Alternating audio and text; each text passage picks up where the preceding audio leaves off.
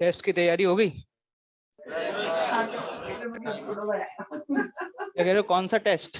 गए नहीं यार, नहीं गए नहीं, गए नहीं थे उसमें, नहीं तो ऐसे तो जाते थे। नोट्स निकालो फटाफट।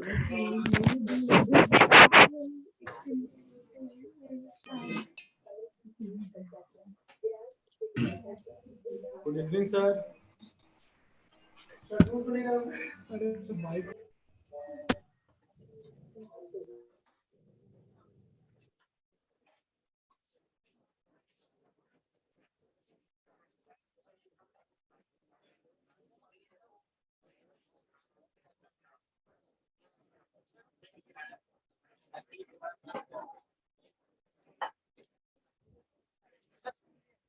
हाँ क्या?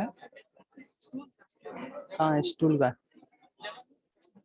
बैठो तो स्टूल कहाँ से घर से लाओगे?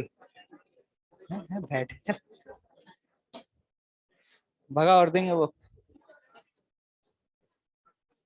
बैठो, कोई दिक्कत, एडजस्ट करो। यहाँ बैठ जाओ, यहाँ पे 5 ही लोग बैठे हुए हैं। बैग वैग हटाओ, चलो। देखो बैग, अरे हाँ बैठ, चलो।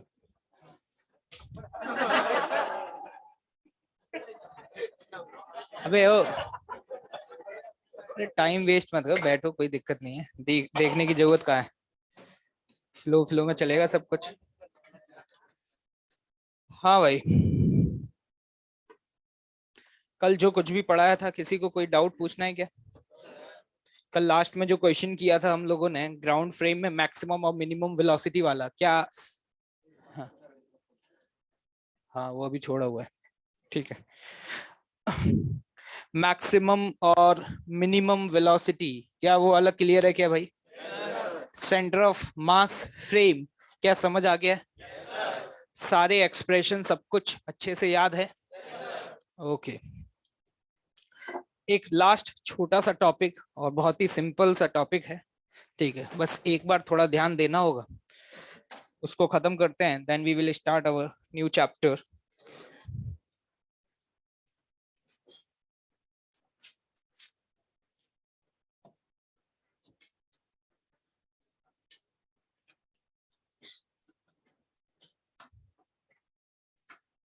बातचीत मत करो, और शांत रहते हुए रिक्वेस्ट कर रहा हूं कि बस नोट डाउन करिए।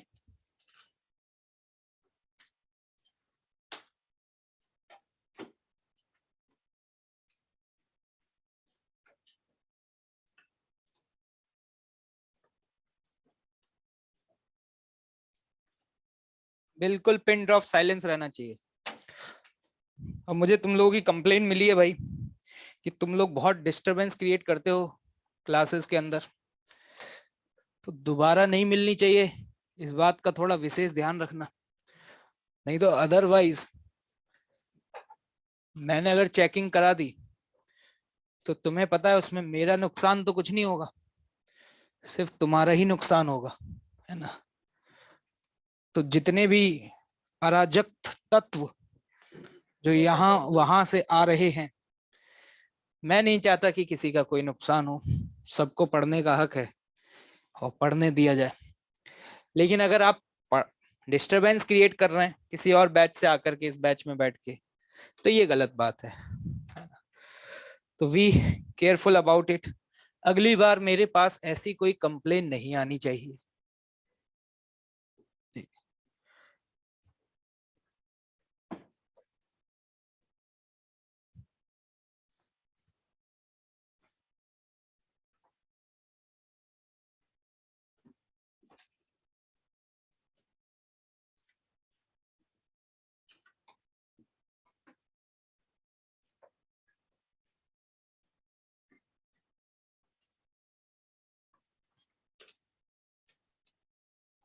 ये तो पता ही होगा कि अगर यहाँ बैठे हुए हो तो सिर्फ मेरी कृपा से ही बैठे हुए हो। जिस दिन कृपा खत्म हो गई, उस दिन तुम चाह के भी नहीं बैठ पाओगे, पता है ये बात? ठीक है, तो इस बात का थोड़ा सा रिस्पेक्ट करें सभी लोग, चाहे वो इस बैच से हो चाहे किसी और बैच से हो।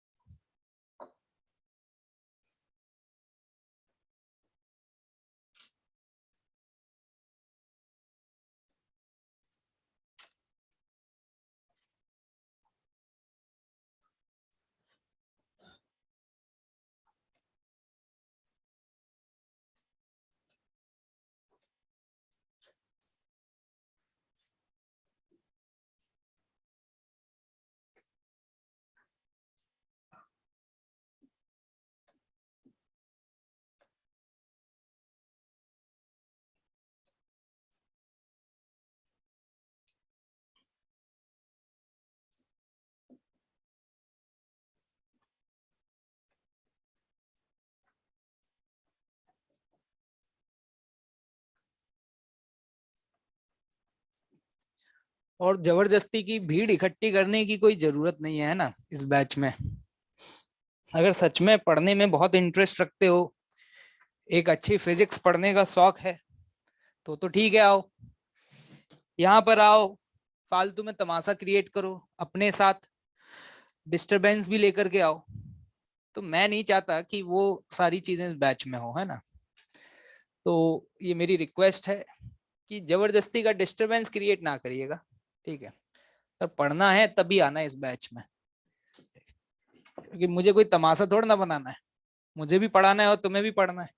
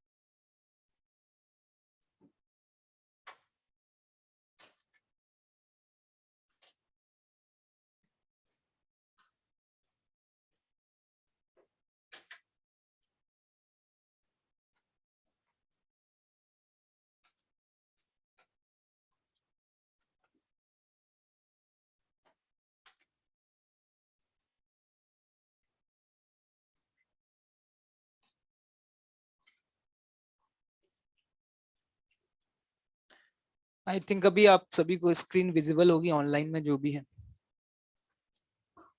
चलिए, ठीक, देखिएगा, वेरिएबल मास सिस्टम। आज मैं एक ऐसे सिस्टम की बात करने जा रहा हूं जिसका मास जो है वो समय के साथ परिवर्तित हो रहा हो, या हम कह सकते हैं कि समय के साथ उसका मास लगातार चेंज होता जा रहा है। या तो मास इंक्रीज कर सकता है या फिर मास डिक्रीज कर सकता है। ऐसे बहुत सारे एग्जांपल्स हो सकते हैं, और जिसमें सबसे अच्छा बढ़िया जीता जागता जो एग्जांपल है वो है रॉकेट का। किसका?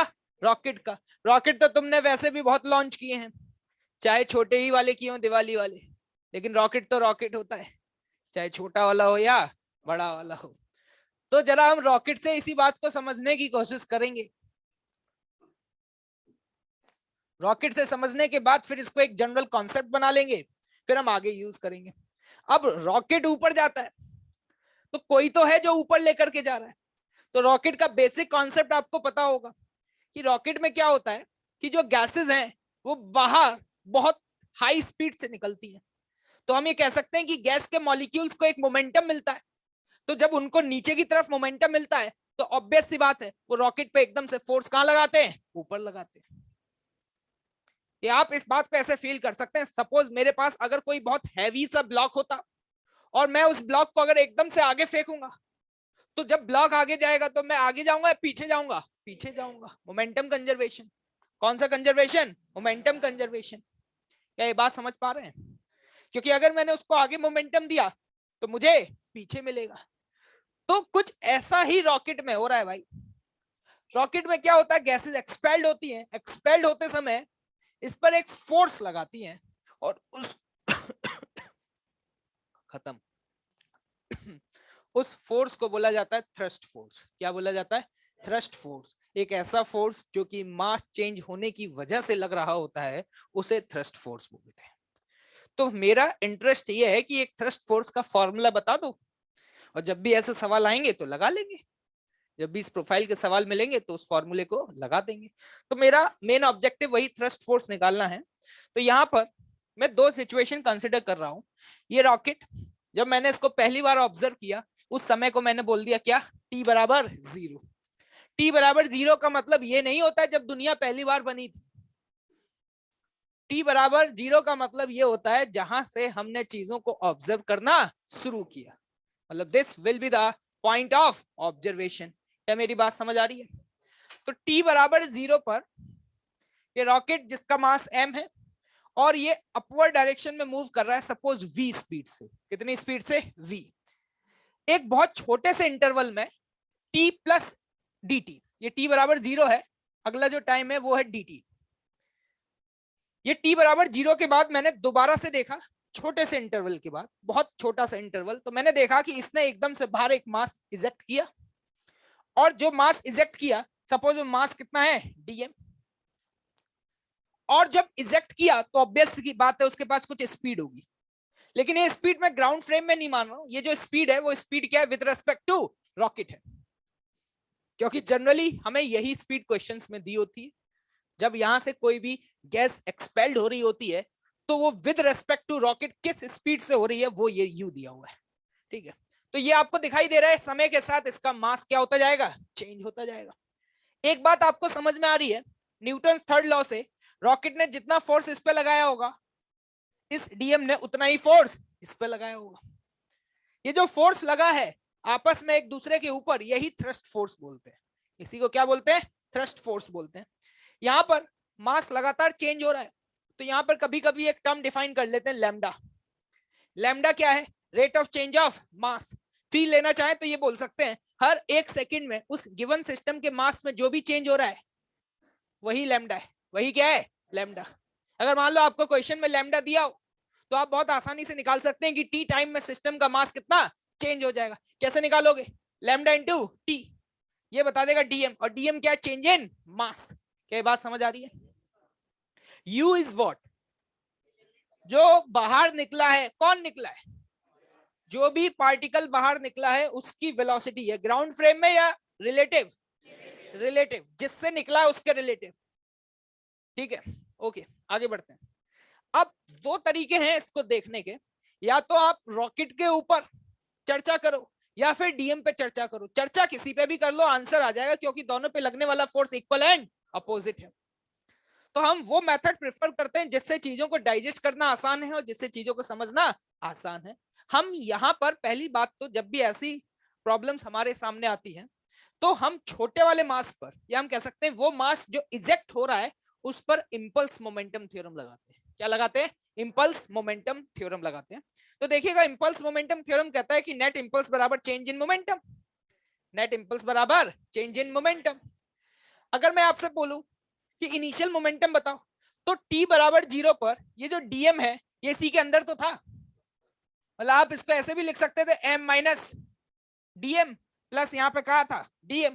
तो t बराबर 0 पर क्या ये dm रॉकेट के साथ ऊपर हवा में उड़ता हुआ जा रहा था? तो हम ये कह सकते हैं कि t बराबर 0 पर इसका जो इनिशियल मोमेंटम था वो कितना था? dm into v। अब निकला है फाइनल मोमेंटम। फाइनल मतलब इस समय ये बाहर निकला u से, लेकिन ये u है विद रेस्पेक्ट टू रॉकेट, लेकिन रॉकेट की स्पीड में भी थोड़ा सा परिवर्तन आ गया होगा, क्योंकि एकदम से बाहर निकलेगा तो फोर्स लगाएगा, और फोर्स लगाएगा तो इसकी वेलोसिटी पहले v थी, और छोटा सा इंटरवल है तो चेंज जो भी आया वो भी बहुत स्मॉल है, इसको मान लेते हैं कितना है? v plus dv। तो ये जो u दिया हुआ है वो विद रेस्पेक्ट टू रॉकेट है, तो ग्राउंड फ्रेम में कैसे निकालोगे? तो ग्राउंड फ्रेम में किसी भी चीज की वेलोसिटी निकालनी है, मान लो velocity of b ground frame में लिखनी है, तो लिखने का तरीका क्या होता है? Velocity of b with respect to a plus velocity of a। क्या लिखना आता है? ये वैल्यू आपको दी हुई है, ये कितनी है? Minus you. कितनी है? और a कौन है यहाँ पे? रॉकेट, और रॉकेट की स्पीड कितनी है? v plus dv। तो देखो यहां से वही वैल्यू मैंने पुट कर दी, v plus dv minus u. With respect to ground frame ये वेलोसिटी हो जाएगी v plus dv minus u. आराम से देखो, कोई दिक्कत नहीं है। इंपल्स क्या होता है, क्या लिख दूं, एक्सपेंड किया तो डीएमवी और डीएमवी दो टर्म सेम आ रहे थे तो कैंसिल हो गए, क्या हो गए, कैंसिल हो गए। यहाँ पे एक टर्म ये आ रहा था जिसमें डीएम मल्टीप्लाई हो रहा था डीवी से। डीएमबी बहुत छोटा है, डीएमबी बहुत छोटा है, और डीवी जो है वो भी बहुत छोटा है। क्या समझ में आ रहा है, डीएम और डीवी बहुत ही स्मॉल है, तो दो बहुत स्मॉल क्वांटिटीज को अगर फर्दर आपस में मल्टीप्लाई कर दोगे तो बड़ी हो जाएगी या छोटी हो जाएगी। कुछ तो सोच रहे होंगे मल्टीप्लाई करने पे बढ़ जाती है, पता है ये बात। अगर 10 की पावर -3 को मल्टीप्लाई कर दूं 10 की पावर -5 तो कितनी हो जाएगी, तो ये बढ़ गई या घट गई। लोग तो सोचते हैं 8 तो ज्यादा होता है, 5 और 3 से, अभी माइनस लगा हुआ है, क्या लगा हुआ है, माइनस। तो हम ये कह सकते हैं ये वैल्यू इन वैल्यूज के कंपैरिजन में बहुत स्मॉल होगी, तो इसको नेग्लेक्ट कर दो, इसको क्या कर दो, नेग्लेक्ट। तो यहाँ पे सिंपली इंपल्स बराबर ये लिखा जा सकता है, ये लिख सकते हैं इंपल्स बराबर जो भी थ्रस्ट फोर्स लगा F इंटू डी टी, उस डी टी इंटरवल में जो भी थ्रस्ट फोर्स लगा, क्या बराबर डीएम इंटू यू लिख सकता हूँ। तो यहां से थ्रस्ट फोर्स की वैल्यू आती है U into dm by d t. इस पूरे अब तक की चर्चा में ऑब्वियस सी बात है थोड़ी सी मैथ्स है, और जहां मैथ्स आती है वहीं टाई टाई फिश, हवा भी नहीं लगती, लेकिन कोई दिक्कत वाली बात नहीं है। अगर आप खुद से करके देखेंगे तो आपको खुद समझ आ जाएगा, मैंने कोई रॉकेट साइंस नहीं लगाई। लेकिन हम बार बार क्यों करें, एक बार सर ने कर तो दिया, और सर ने जो रिजल्ट निकाला सीधे उस रिजल्ट का क्या करेंगे, यूज करेंगे जहां जरूरत पड़ेगी। तो वो रिजल्ट ये है तुम्हारे सामने। आज के बाद अगर कहीं भी थ्रस्ट फोर्स की चर्चा हो तो चुपचाप से थ्रस्ट फोर्स की वैल्यू, मैग्नीट्यूड की बात करूं, ये माइनस इसलिए आ रहा है क्योंकि इस पर थ्रस्ट फोर्स कहां लग रहा है, नीचे, और हमने अपवर्ड डायरेक्शन को क्या माना था, पॉजिटिव, इसलिए माइनस आ रहा है। अगर मैं मैग्नीट्यूड की बात करूं तो चुपचाप से लिखूंगा यू, यू है रिलेटिव वेलोसिटी, क्या है, relative velocity into dm by dt, और डीएम बाय dt क्या है, rate of change of mass, जो कि आपको क्वेश्चन में दिया होगा अगर ऐसा सवाल पूछेगा। नहीं दिया होगा तो देखेंगे फिर कैसे कैलकुलेट करें। क्या ये फॉर्मूला याद रहेगा, क्या याद रहेगा, पक्का। तो जल्दी से फटाफट एक स्टेटमेंट लिखेंगे,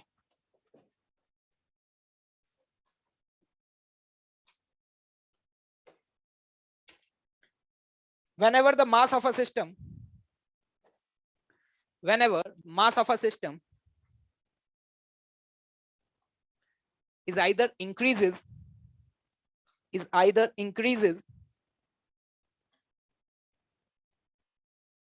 or decreases, is either increases or decreases, then a thrust force, then a thrust force will act, then a thrust force will act on a given system.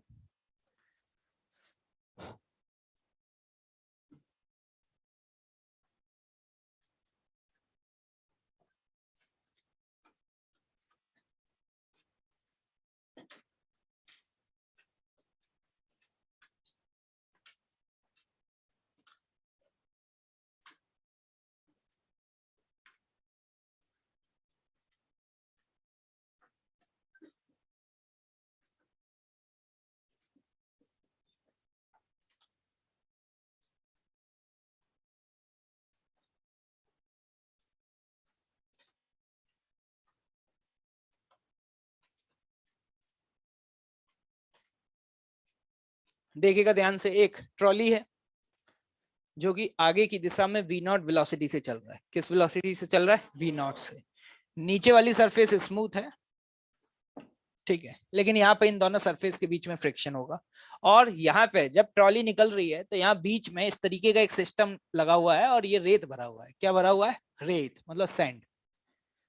तो जब ये ट्रॉली बहुत बड़ी है तो जब ये निकल रही होगी तो जो रेत है वो धीरे धीरे इसके ऊपर गिरने लग जाएगा, गिरेगा या नहीं गिरेगा।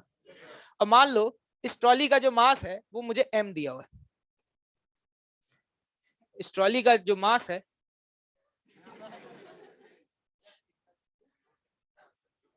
मतलब दोनों चीजों के मजे लोगे तुम। जब वीडियो इससे ऑडियो उससे, देख रहे हो, शौक देख रहे हो है? अलग ही है भाई, टेक्नोलॉजी का तुम किस तरीके से गलत फायदा उठा रहे हो ये अब मैं देख पा रहा हूँ। ठीक है, ऑडियो इधर से, वीडियो उधर से।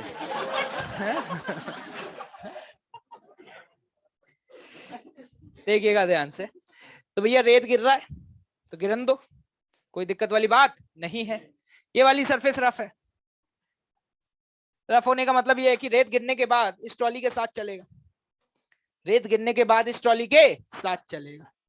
ठीक है, ऐसा नहीं है कि रेत पीछे ही रह जाएगा। ठीक है, और यहां पे जो रेत गिर रहा है उसके लिए डीएम बाई डी टी की वैल्यू लैम्डा दी हुई है। मतलब 1 सेकंड में जो रेत गिर रहा है उसकी वैल्यू कितनी है, लैम्डा। कितनी है बेटे, लैम्डा। क्या कुछ समझ में आया क्या? क्वेश्चन लिखें, find the velocity of trolley at time t, velocity of trolley at time t।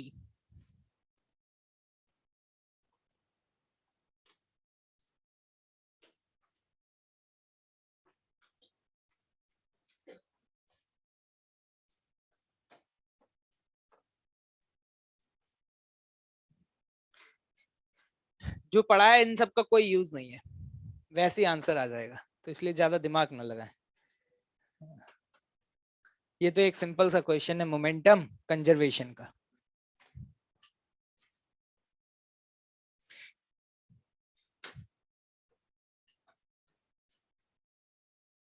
कल कौन कौन नहीं आया था? कल कुछ लोग नहीं आए थे ना, बता दो एक बार कौन कौन नहीं आया था। कोई विशेष कारण? हाँ, क्यों भाई? तबीयत खराब थी। तुम भी तो नहीं आई थी कल। हाँ, झूठ बोलते हो, आरवाई की मेमोरी पर शक नहीं किया करते हैं, बोला है ना, रिस्क मत लिया करो। मुझे सब पता है कौन क्या गेम खेल रहा है। ठीक है, तबीयत सही हो गई, थोड़े शौक बड़े बनाओ। वो कौन है जयपुर वाले भैया?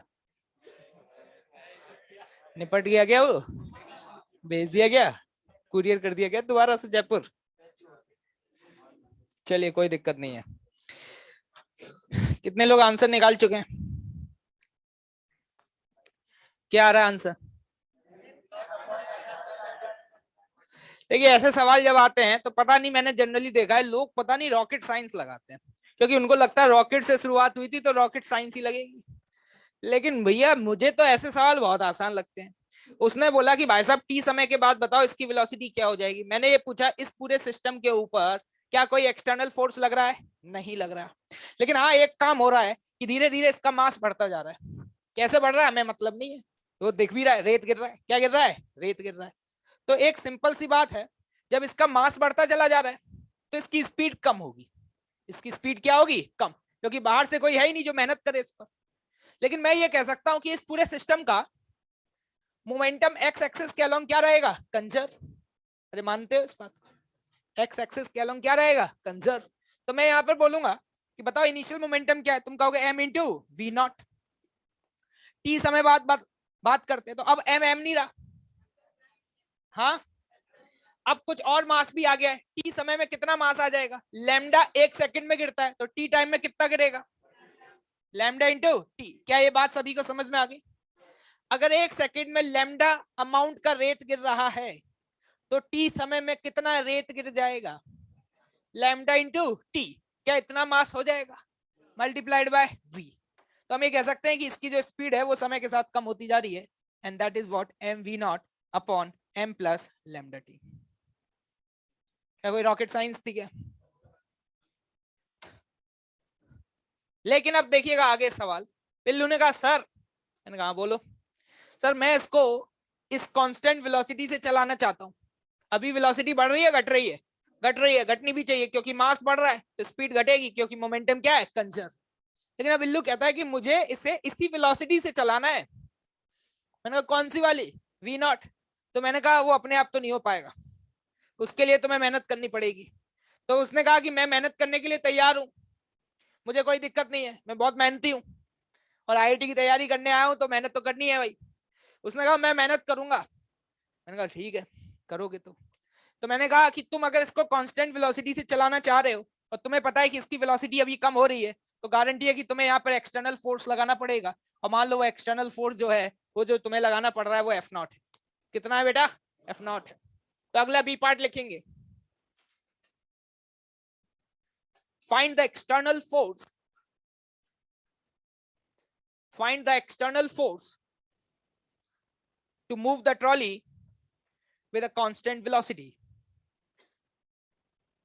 Find the external force to move the trolley with a constant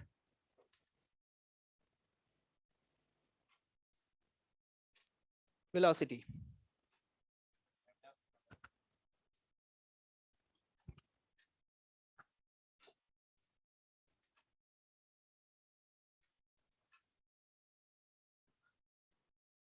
ये भी हो चुका है खत्म।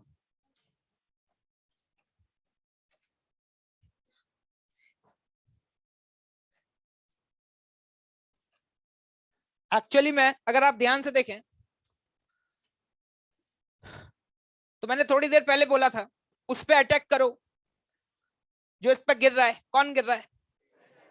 सैंड गिर रही है। ठीक है, तो एक बात बताओ, जैसे ही सैंड गिरती है डीएम मास, गिरने से पहले उसका एक्स एक्सिस के अलोंग मोमेंटम कितना था? 0, सिर्फ वाई के अलोंग था। गिरने के जस्ट बाद अब उसके पास इस डायरेक्शन में वेलोसिटी आ गई है, कितनी? v0। क्या ये अपने आप आई है? नहीं, ये किसने मेहनत करी है इस डीएम के ऊपर? इस ट्रॉली ने। किसने करी है? ट्रॉली ने। क्या ट्रॉली ने इस डीएम पे फोर्स आगे लगाया होगा? तो गारंटी है कि ट्रॉली पे फोर्स कहां लगा होगा? पीछे। नहीं आया। ये हम निकाल चुके हैं थोड़ी देर पहले, अभी हमने बात करी थी कि इस पे जो भी थ्रस्ट फोर्स लगेगा, अभी बताना जल्दी से, थ्रस्ट फोर्स कितना होगा? अभी बताया थोड़ी देर पहले, relative velocity. Relative velocity, relative velocity कितनी होगी हॉरिजॉन्टल डायरेक्शन में? v0। पहले 0 थी, बाद में कितनी हो गई? v0। तो v0 into dm by dt, dm by dt क्या है? लैम्डा। अभी तो बताया था, यहाँ लिखा हुआ था, मिट गया। देखो कुछ नजर आ रहा हो शायद। ये डीएम बाई डी टी की वैल्यू क्या लिखी हुई है? लैम्डा। क्या इतना फोर्स इस डीएम पे आगे लगेगा? तो इतना फोर्स ट्रॉली पे पीछे लगा, लेकिन हम चाहते हैं कि ट्रॉली हमारी कांस्टेंट से चले।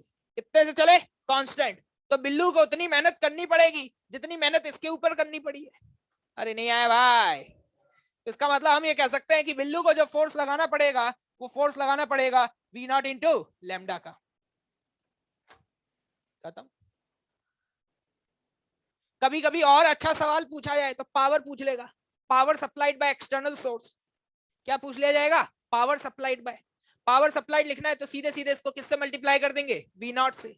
अरे कर पाओगे तो लिख लो, ये सी पार्ट भी लिख लो। ये बताओ ये कितने लोगों को समझ में आ गया है? क्या टफ है क्या? एक्चुअली क्या होता है, क्वेश्चन बहुत आसान होते हैं लेकिन क्वेश्चन पढ़ने के बाद एकदम से क्लिक नहीं करता। और पहली बार जब कोई नई चीज पढ़ते हैं तो ऐसा ही होता है, लेकिन एक दो बार डाइजेस्ट हो जाएगा उसके बाद कोई दिक्कत नहीं होगी। क्या समझ में आ रहा है भाई? तो एक और सी पार्ट लिख लेना जरा।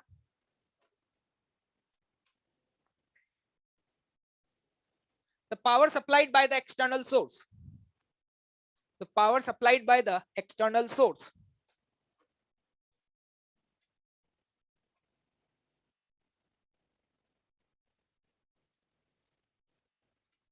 पावर कैसे निकालते हैं?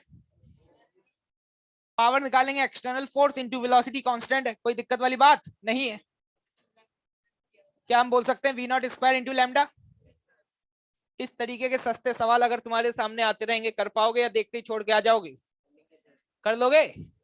चलो एक और सवाल करोगे? ठीक है चलो एक और करो फिर।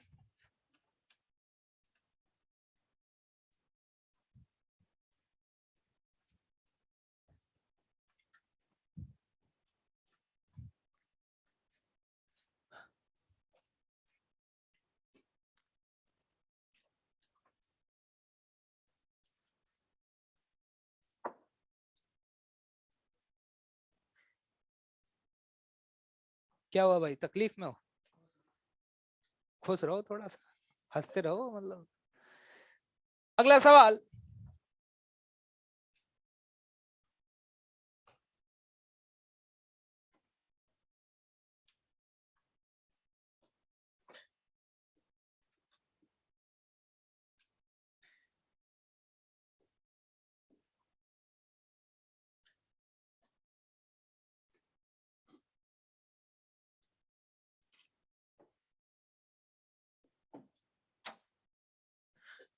लिखो जरा question. at t equals to 0, at t equals to 0, the trolley is at rest. The trolley is at rest. And now a constant external force is applied on the trolley. A constant external force is applied on the trolley.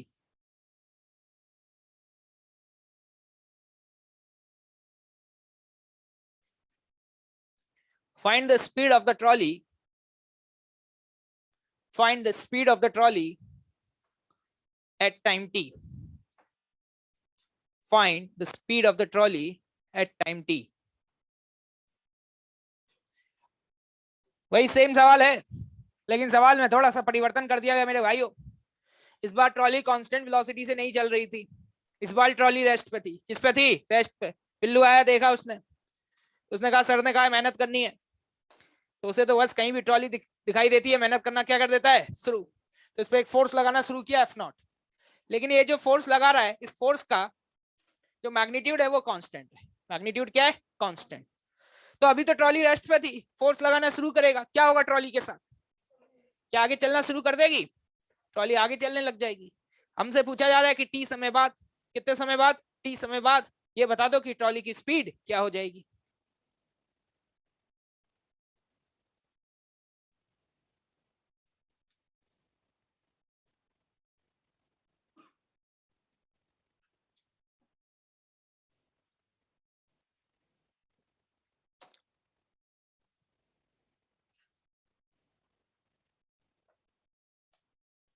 Hint दूं? Just think from impulse momentum theorem. आती है? Impulse momentum theorem आती है? सोचो उससे। खत्म। एक एक लाइन के क्वेश्चन होते हैं भाई।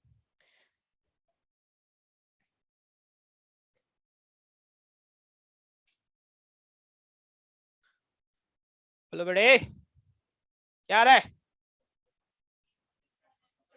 ठीक है, तो ध्यान से देखिएगा भाई। अगर मैं आपसे ये पूछूं, मान लो इस ट्रॉली का मास तो कितना था? m। टी समय बाद की बात कर लेते हैं। क्या इस ट्रॉली के ऊपर बहुत सारा रेत इकट्ठा हो जाएगा? अरे मानते या नहीं मानते हो? तो टी समय के बाद इस ट्रॉली के ऊपर कितना रेत इकट्ठा हो चुका होगा? ठीक है, मान लेते हैं टी समय बाद मुझसे स्पीड तो पूछी गई है। क्या पूछा गया है? अरे जिंदा हो? क्या बात कर रहे हो? तो जरा ध्यान से देखना, मुझसे पूछा गया टी समय बाद स्पीड बताओ। मैंने कहा स्पीड v होगी। मैंने कहा स्पीड क्या होगी? v। F0 कांस्टेंट या वेरिएबल है? कांस्टेंट। अगर इस पूरे को मैं अपना सिस्टम लूं, इस पूरे को, तो क्या बाहर से कोई फोर्स लग रहा है? मैंने कहा बाहर से कोई फोर्स लग रहा है। बिल्लू ने कहा लग रहा है। लग रहा है? हाँ लग रहा है। मैंने कहा कौन? Sir thrust force. मैंने कहा अरे नालायक, इसने इस पे लगाया और इसने इस पे लगाया, क्या कैंसिल हो गया? तो इस रेत जो गिर चुका है प्लस ट्रॉली को अगर मैं अपना सिस्टम ले रहा हूं, तो थ्रस्ट फोर्स इंटरनल है एक्सटर्नल है? एक फोर्स F0 लग रहा है, अगर टी टाइम तक लगेगा तो F0 का इंपल्स कितना हो जाएगा? इंपल्स बराबर क्या होता है? चेंज इन, क्या ये जानते हो बेटे? चेंज इन मोमेंटम लिखना है। इनिशियल मोमेंटम तो गया, कितना? 0। फाइनल लिखने जा रहा हूं। फाइनल लिखूंगा तो मोमेंटम मास m, m लिखूं या m प्लस लैम्डा टी लिखूं? Into velocity, into velocity. खत्म, टाटा बाय बाय। v निकालना था, क्या निकालना था? v। तो यहां से v की वैल्यू लिख देंगे कितनी? F0 t upon m plus lambda T. सोच पा रहे हो? नहीं सोच पा रहे तो डेवलप करो ये थॉट, तो आपको समझ में आना शुरू होगा। तो टी समय बाद जो स्पीड है वो होगी F0 t upon m plus lambda into T. इसका बी पार्ट लिखो।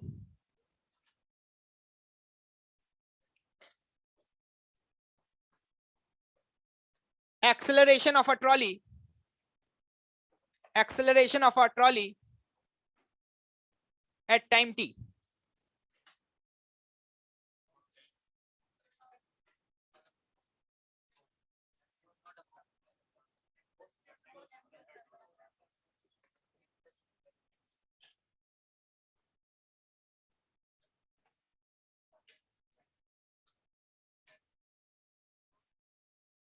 एक्सेलरेशन कांस्टेंट होगा।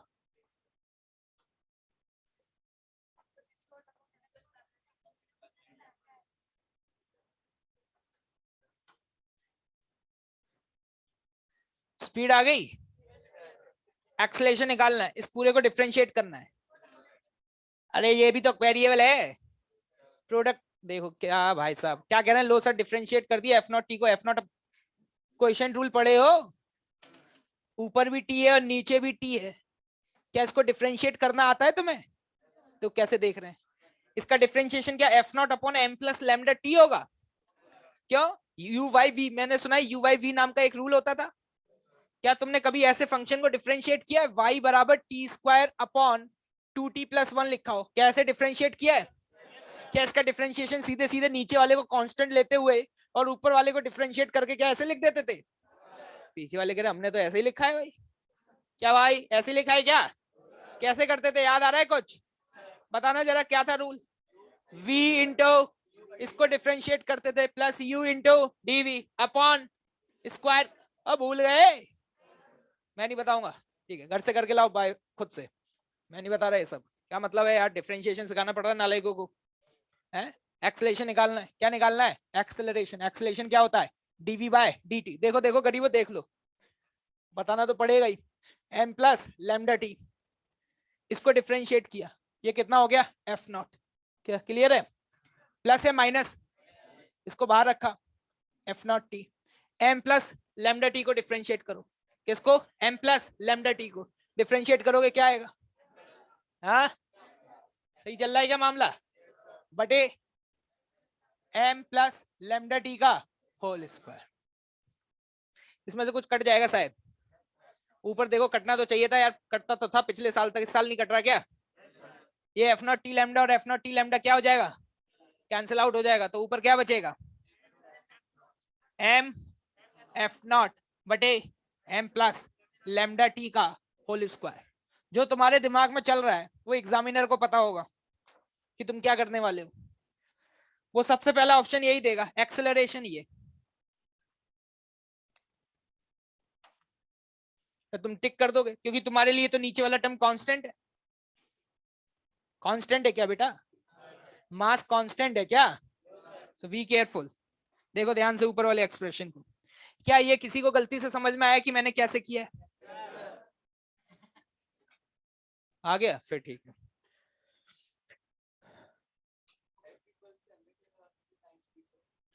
एफ बराबर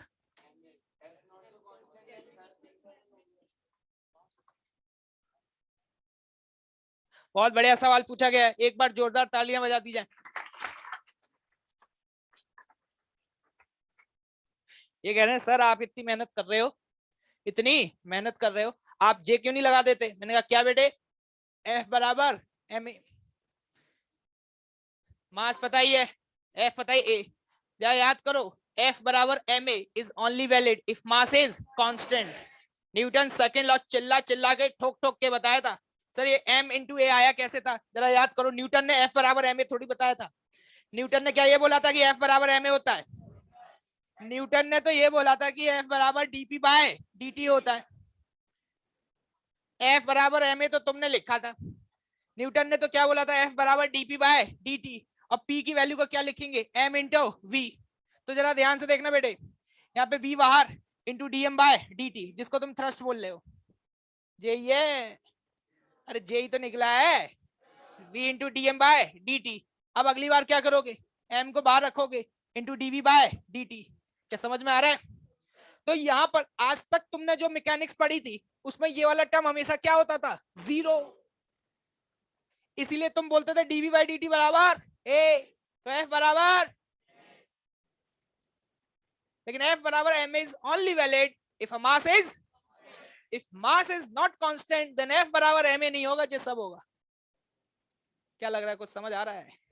क्या कर पाओगे? आगे बढ़ा जाए, चलिए।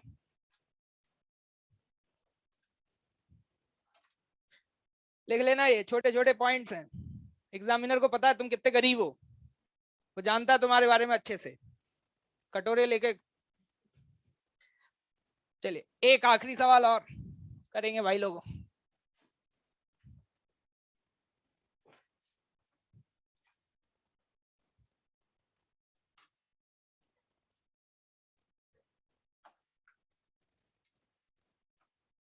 ठीक है, एससीवी का सवाल है।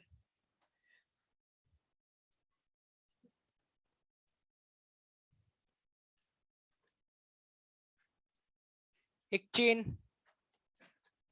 ठीक, उसकी लेंथ कितनी है L, और चेन का जो मास है वो है M। चेन का मास जो है वो क्या है M। अब जैसे ही तुम चेन को छोड़ोगे तो क्या होगा, नीचे जाएगी। तो चेन नीचे आ रही है और ये है t बराबर 0 की सिचुएशन। तो चेन नीचे इकट्ठी हो गई वो कुछ ऐसी, और ये मैं बना रहा हूं किसी t समय की सिचुएशन जब चेन का x पोर्शन जमीन पर गिर चुका है। कितना पोर्शन जमीन पर गिर चुका है, x गिर चुका है। तो चेन लगातार इस तरीके से गिर रही होगी, मानते हो इस बात को? लिख लो, पहले क्वेश्चन लिखेंगे फिर बाद में। मास m है और लेंथ क्या है इसकी, L है।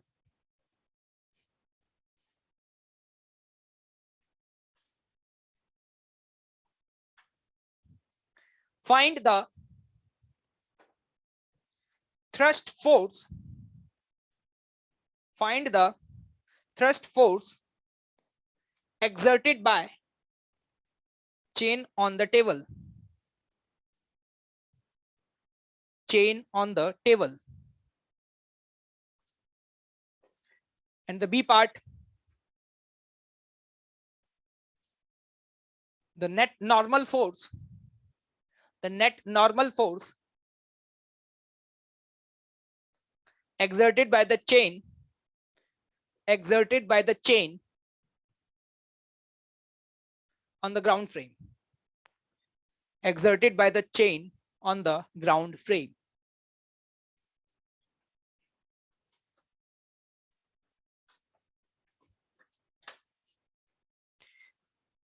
ये समझ में आ रहा है थ्रस्ट फोर्स क्यों लगेगा? क्योंकि जब चेन गिरेगा तो यहां पर मास बढ़ रहा है, नहीं बढ़ रहा? और एकदम से मान लो एक चेन का उस वाले पोर्शन को गिरो जो जस्ट गिरने वाला है, एकदम से गिरेगा, रुक जाएगा? तो एकदम से झटका लगाएगा या नहीं लगाएगा? लगाएगा। तो उस मोमेंट पे फोर्स लगाएगा। तो वही बोला जा रहा है।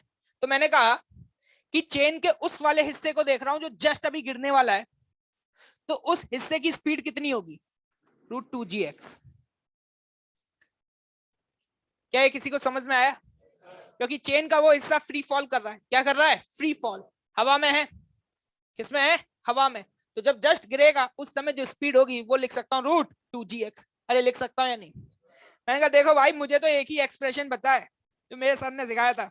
तुमने थ्रस्ट फोर्स पूछा है तो मैं थ्रस्ट फोर्स लिखूंगा v इंटू dm/dt। लेकिन सर dm/dt तो दिया ही नहीं है, dm/dt तो दिया ही नहीं है। तो अब क्या करें? क्या लिखते हैं यहाँ पे? Data is insufficient. क्या लिख सकते हैं डेटा इज इनसफिशिएंट? नहीं लिख सकते। देखिएगा ध्यान से,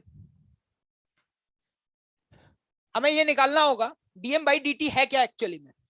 इस dt इंटरवल में जो मास स्ट्राइक किया, क्या वो dm है या नहीं है? मानते हो इस बात को? तो मैं यहां पर ये बोल सकता हूं कि dm, देखना ध्यान से, dm बराबर लिखूंगा m/l, this is the mass per unit length, mass per unit length. क्या सही चल रहा है मामला? ठीक है। और dt इंटरवल में जो चेन नीचे गिरेगी उसकी लेंथ होगी v इंटू dt। वैसे तो dl लिखना चाहिए, क्या लिखना चाहिए? dl। उस dt इंटरवल में जो चेन नीचे गिरी वो dl है, लेकिन उस dl की वैल्यू कितनी होगी? v into dt। समझने की कोशिश करना खुद से, ठीक है? मैं नहीं मदद कर पाऊंगा, ठीक है? तो यहां से dm/dt की अगर वैल्यू निकालो, किसकी वैल्यू? dm/dt की अगर वैल्यू निकालो तो यहां से dm/dt की वैल्यू क्या लिख पाओगे? m/l into v। दोबारा बोल रहा हूं, ध्यान से सुनना। dm वो मास है जो उस छोटे से इंटरवल में गिरा। तो मैंने कहा कितना गिरा? तो मैंने कहा ये है मास पर यूनिट लेंथ, मास per unit length into length. तो जो लेंथ गिरेगी dt इंटरवल में वो कितना गिरेगी, कितनी स्पीड है? v into dt।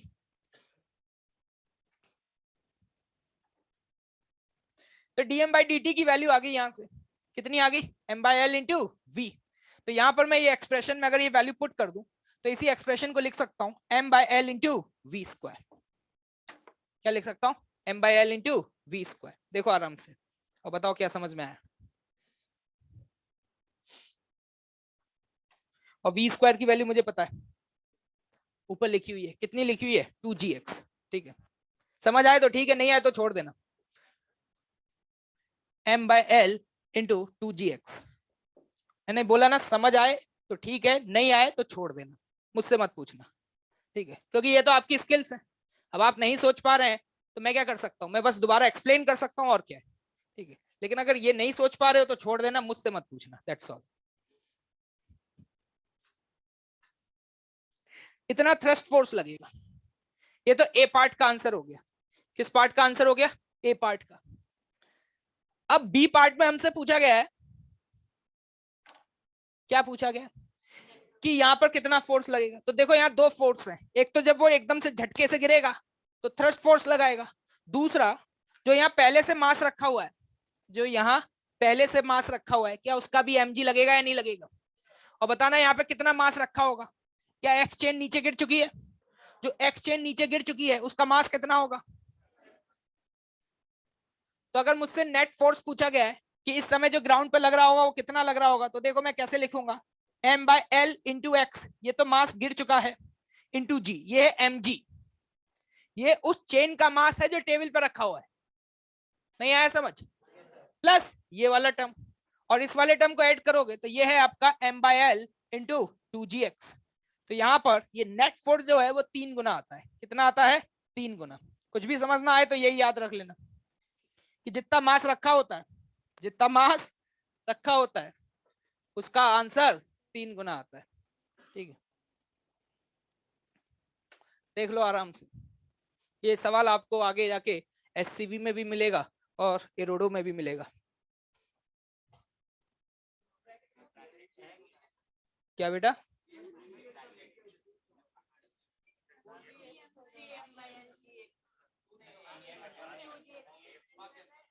ये सॉरी, हाँ ये 2 हट जाएगा, ये तो 3m/l gx। देखो आराम से देखो और बताओ क्या समझ में आया।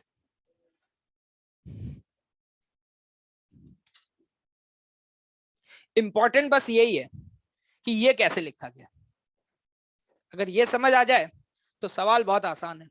लास्ट टाइम बता रहा हूं, दोबारा से सुन लेना। ये लिखना आना चाहिए क्योंकि आगे जाके भी बहुत काम आएगा। मास पर यूनिट लेंथ, क्या मास पर यूनिट लेंथ को सपोज मैं यहां पर कुछ और बोल देता हूं, म्यू बोल देता हूं। क्या बोल देता हूं? म्यू, मास पर यूनिट लेंथ। चेन गिर रही है नीचे, ठीक। अगर मैं वो dt इंटरवल लूं तो उस dt इंटरवल में ये वाला पूरा पोर्शन नीचे गिर जाएगा। तो उस dt इंटरवल में इसने कितना डिस्टेंस चला होगा? v into dt। तो जो पोर्शन एक इस dt इंटरवल में गिरा, अगर मैं उसका मास पूछूं आपसे तो आप क्या बोलोगे? Mu. Mu is the mass per unit length into v into dt। ये लिखा हुआ है। उस म्यू की वैल्यू कितनी है? m/l, that's all. तो यहां से dm/dt की वैल्यू आ जाएगी म्यू इंटू v। ठीक,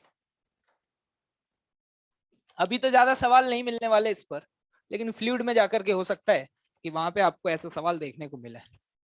ठीक है, क्या आगे बढ़ा जाए भाई? क्या ये बात क्लियर है? ठीक है, देखो समझ में आ गया हो तो ठीक है, ज्यादा पेन मत लेना। जेई में कभी इस पे सवाल पूछा नहीं गया है।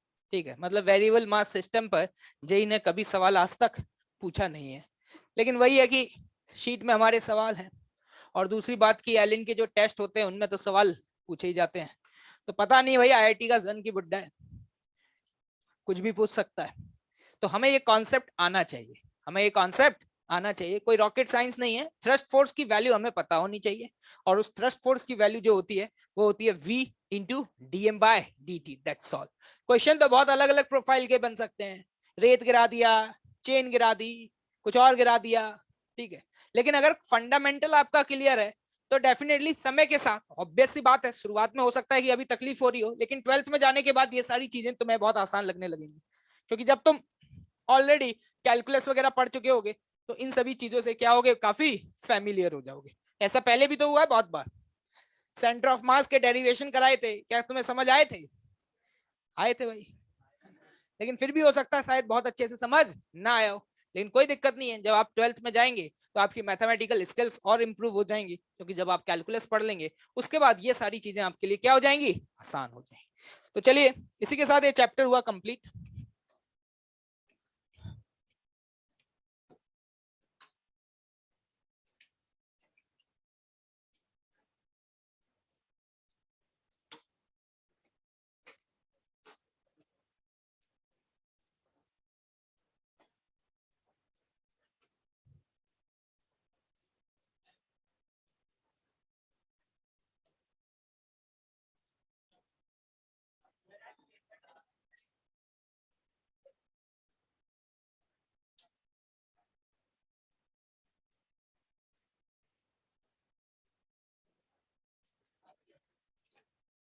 एक दो पेज छोड़ देना, इसमें कोई अच्छा क्वेश्चन आया या कुछ तो बता देंगे, और उसके बाद we will start the new chapter.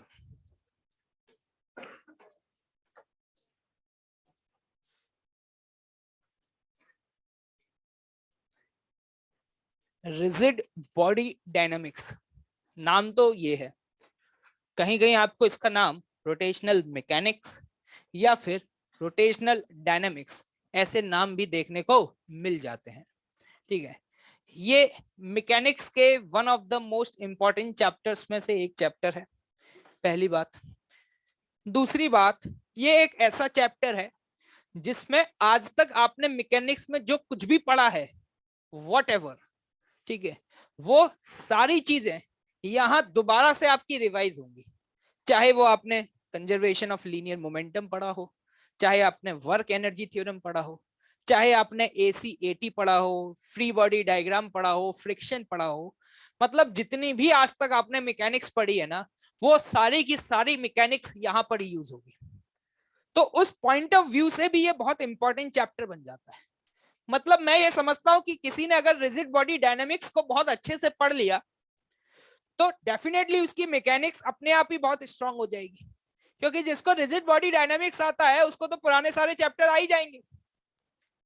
तो इसीलिए भी इंपॉर्टेंट, और दूसरा कि एग्जाम के पॉइंट ऑफ व्यू से भी क्या है, बहुत इंपॉर्टेंट है। जेईई में इससे हर साल सवाल पूछे जा रहे हैं। ठीक है, तो सारे सवाल टफ नहीं होते, एक आध सवाल टफ होता है।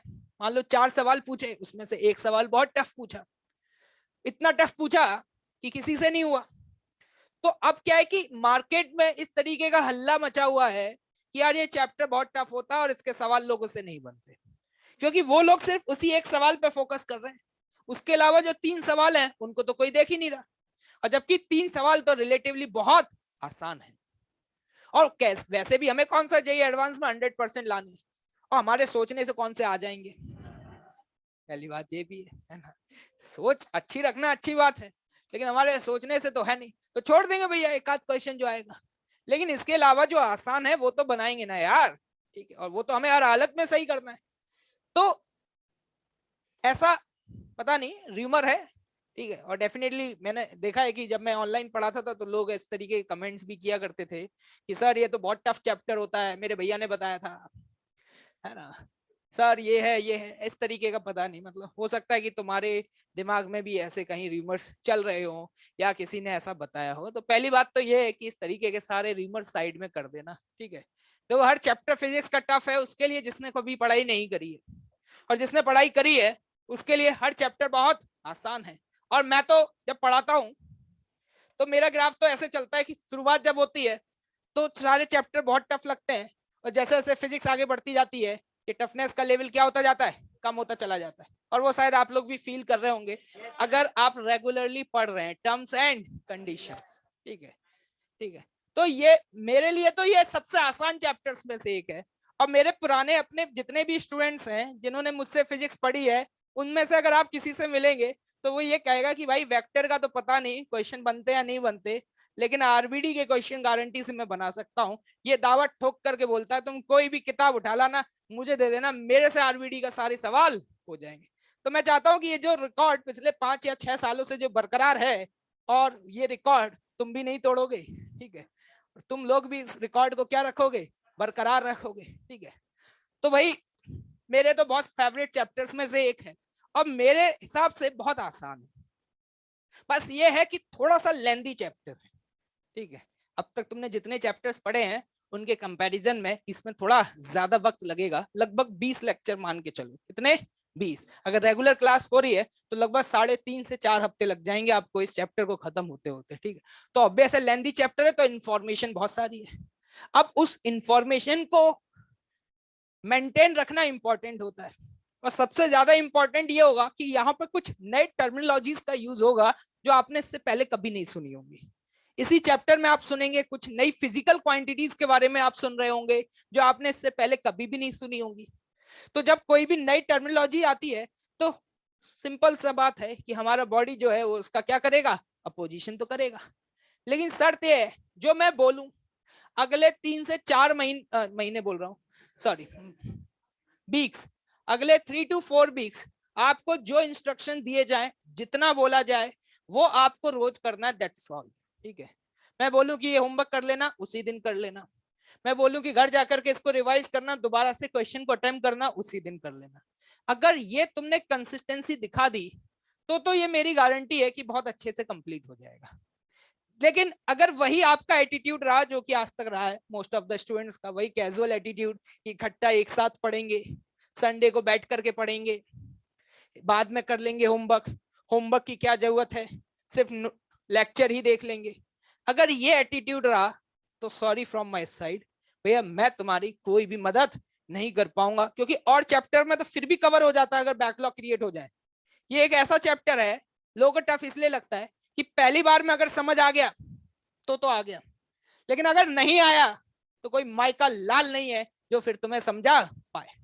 और सारे चैप्टर्स तो ये हैं कि आपने पहली बार नया पढ़े हो तो बाद में रिवीजन क्लास करके समझ सकते हो, फलाना डिलाना क्लासेस करके समझ सकते हो, ठीक है। लेकिन इस चैप्टर के साथ एक खास बात है कि first impression is the last impression. अगर पहली बार तमीज से पढ़ लिए तो फिर तुम्हें दोबारा कभी इस चैप्टर को पढ़ने की भी जरूरत नहीं पड़ेगी। और इंटरेस्टिंग बात कि अगर ये चैप्टर तुमने स्ट्रॉन्ग कर लिया तो पुराने जितने भी पाप हैं तुम्हारे थोड़े बहुत इधर उधर, वो सारे भी धुल जाएंगे। और साथ ही साथ तुम्हारा मैकेनिक्स जो है, जो कि one of the huge section है फिजिक्स का, और पूरी 11th लगभग मैकेनिक्स पे ही चल रही है। जैसा कि आप देख रहे हैं शुरू से लेकर के अब तक हमने क्या पढ़ा है, मैकेनिक्स ही पढ़ा है। तो डेफिनेटली आप ये मान करके चलिए कि लगभग आपका 11th का ये जो फिजिक्स वाला पोर्शन है ये आपका बहुत स्ट्रांग हो जाएगा। और अभी हम 11th में रोटेशन ही पढ़ेंगे, इसके बाद तो फिर हम वैसे भी थर्मल फिजिक्स में एंटर हो जाएंगे, ठीक है। थर्मल फिजिक्स जो कि डिफरेंट सेक्शन है जिसमें इन सब चीजों का कोई भी यूज नहीं है। मतलब ये मान के चलिए 11th में आपके लिए लास्ट चैप्टर है। तो आई होप जितनी बातें तुम्हें बताई हैं इन सारी बातों को आप लोग बहुत सिंसियरली फॉलो करेंगे। और याद रखना अगर क्लास में आओ तो हर दिन नोट्स पढ़ के आना, ठीक है। जितना इंस्ट्रक्शंस दिया जाए, जितना होमवर्क दिया जाए हर दिन करके आना। क्योंकि अगर तुमने मिस करना शुरू किया तो एक दिन मिस करोगे तो उसका भुगतान अगले 4 दिन तक करोगे। क्योंकि एक दिन नहीं पढ़ के आओगे अगले दिन समझ नहीं आएगा, क्योंकि सारी चीजें लिंक होंगी। नया चैप्टर ना बहुत सारी नए नए टर्म्स आएंगे, मैं लिंक कर रहा हूँ, ठीक है। और जब लिंक हो रहा होगा और बीच में से अगर एक लिंक भी गायब हो गया तो वो पूरी की पूरी चेन जो है ना वो टूट जाएगी, ठीक है। अगर तुमने बीच में एक भी दिन मिस कर दिया तो अगले 4 दिन कुछ भी समझ में नहीं आएगा, पहले ही बता देता हूं तुम्हें।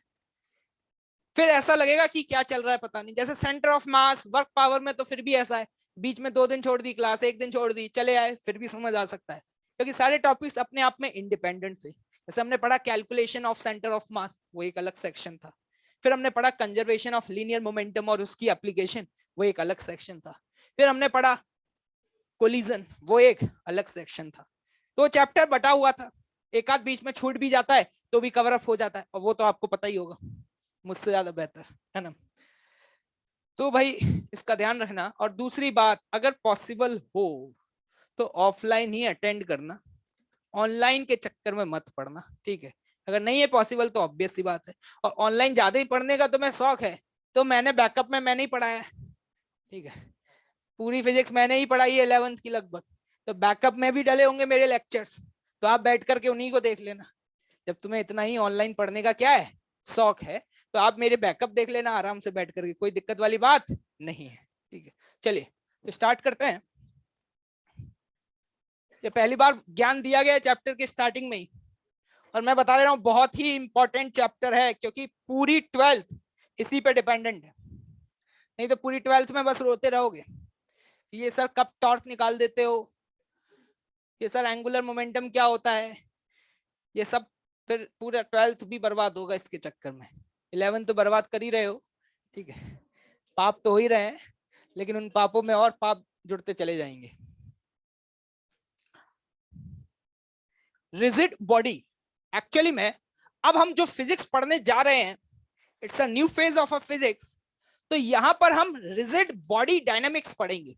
और रिजिड बॉडी डायनामिक्स मतलब basically we are going to study about the rigid body. तो सबसे पहला सवाल ये उठता है कि भैया रिजिड बॉडी क्या होती है, रिजिड बॉडी का मतलब क्या है।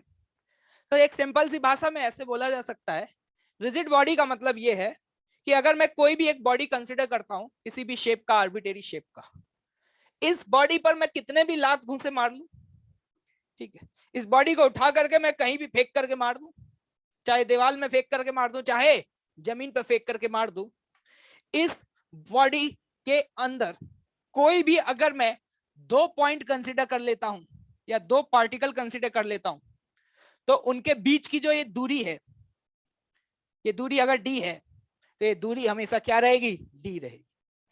रियल लाइफ में ऐसी कोई भी बॉडी नहीं होती, पहली बात बता दूं, रियल लाइफ में ऐसी कोई भी बॉडी नहीं होती। रिजिड बॉडी तो एक आइडियल कॉन्सेप्ट है। क्या है, आइडियल कॉन्सेप्ट। दुनिया में कोई भी बॉडी ले आओ, उसकी एक लिमिट है, उस लिमिट के बाद तो गारंटी है उसको डिफॉर्म होना तय है। अब फॉर एग्जांपल, नहीं सर मैं स्टील की रॉड ले आऊंगा, तो क्या स्टील की रॉड क्या उसकी शेप चेंज नहीं हो सकती, होना चाहिए मेरे जैसा फोर्स लगाने वाला। तो एक लिमिट के बाद जो स्टील की रॉड है, क्या वो भी बैंड होना शुरू हो जाएगी, हो जाएगी। लेकिन मैं यहां पर बात कर रहा हूं एक ऐसी आइडियल बॉडी जिसपे आप कितना भी फोर्स, कितने भी हाई मैग्नीट्यूड का फोर्स लगा दें, किसी भी दिशा में लगा दें, फिर भी 2 पार्टिकल्स के बीच की जो दूरी है वो कभी भी चेंज नहीं होगी। इसी बात को बोलने का तरीका यह है कि रिलेटिव ओरिएंटेशन, क्या बेटा, relative orientation of one particle with respect to other particle will remains same। मतलब तुम इन 2 पॉइंट के बीच में एक धागा बांध देना टाइट करके, सिंपल सी भाषा में, देसी भाषा में बात करें तो बोल सकते हैं कि इन दोनों पॉइंट के बीच में क्या बांध देना, एक धागा बांध देना टाइट करके, तो वो धागा कभी भी ढीला नहीं होगा, और ना ही वो धागा जितना तुमने टाइट किया है ना उससे कम ना उससे ज्यादा होगा। अरे नहीं आई मेरी बात समझ, तो जल्दी से एक स्टेटमेंट लिखेंगे फटाफट।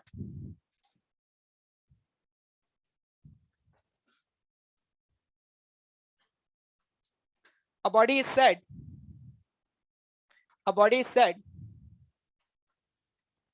to be a rigid, a body is said to be a rigid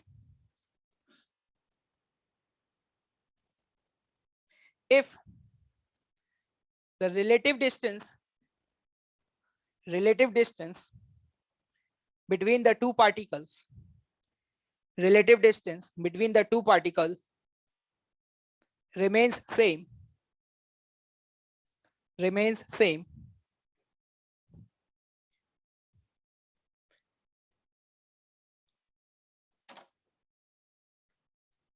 and don't change with time।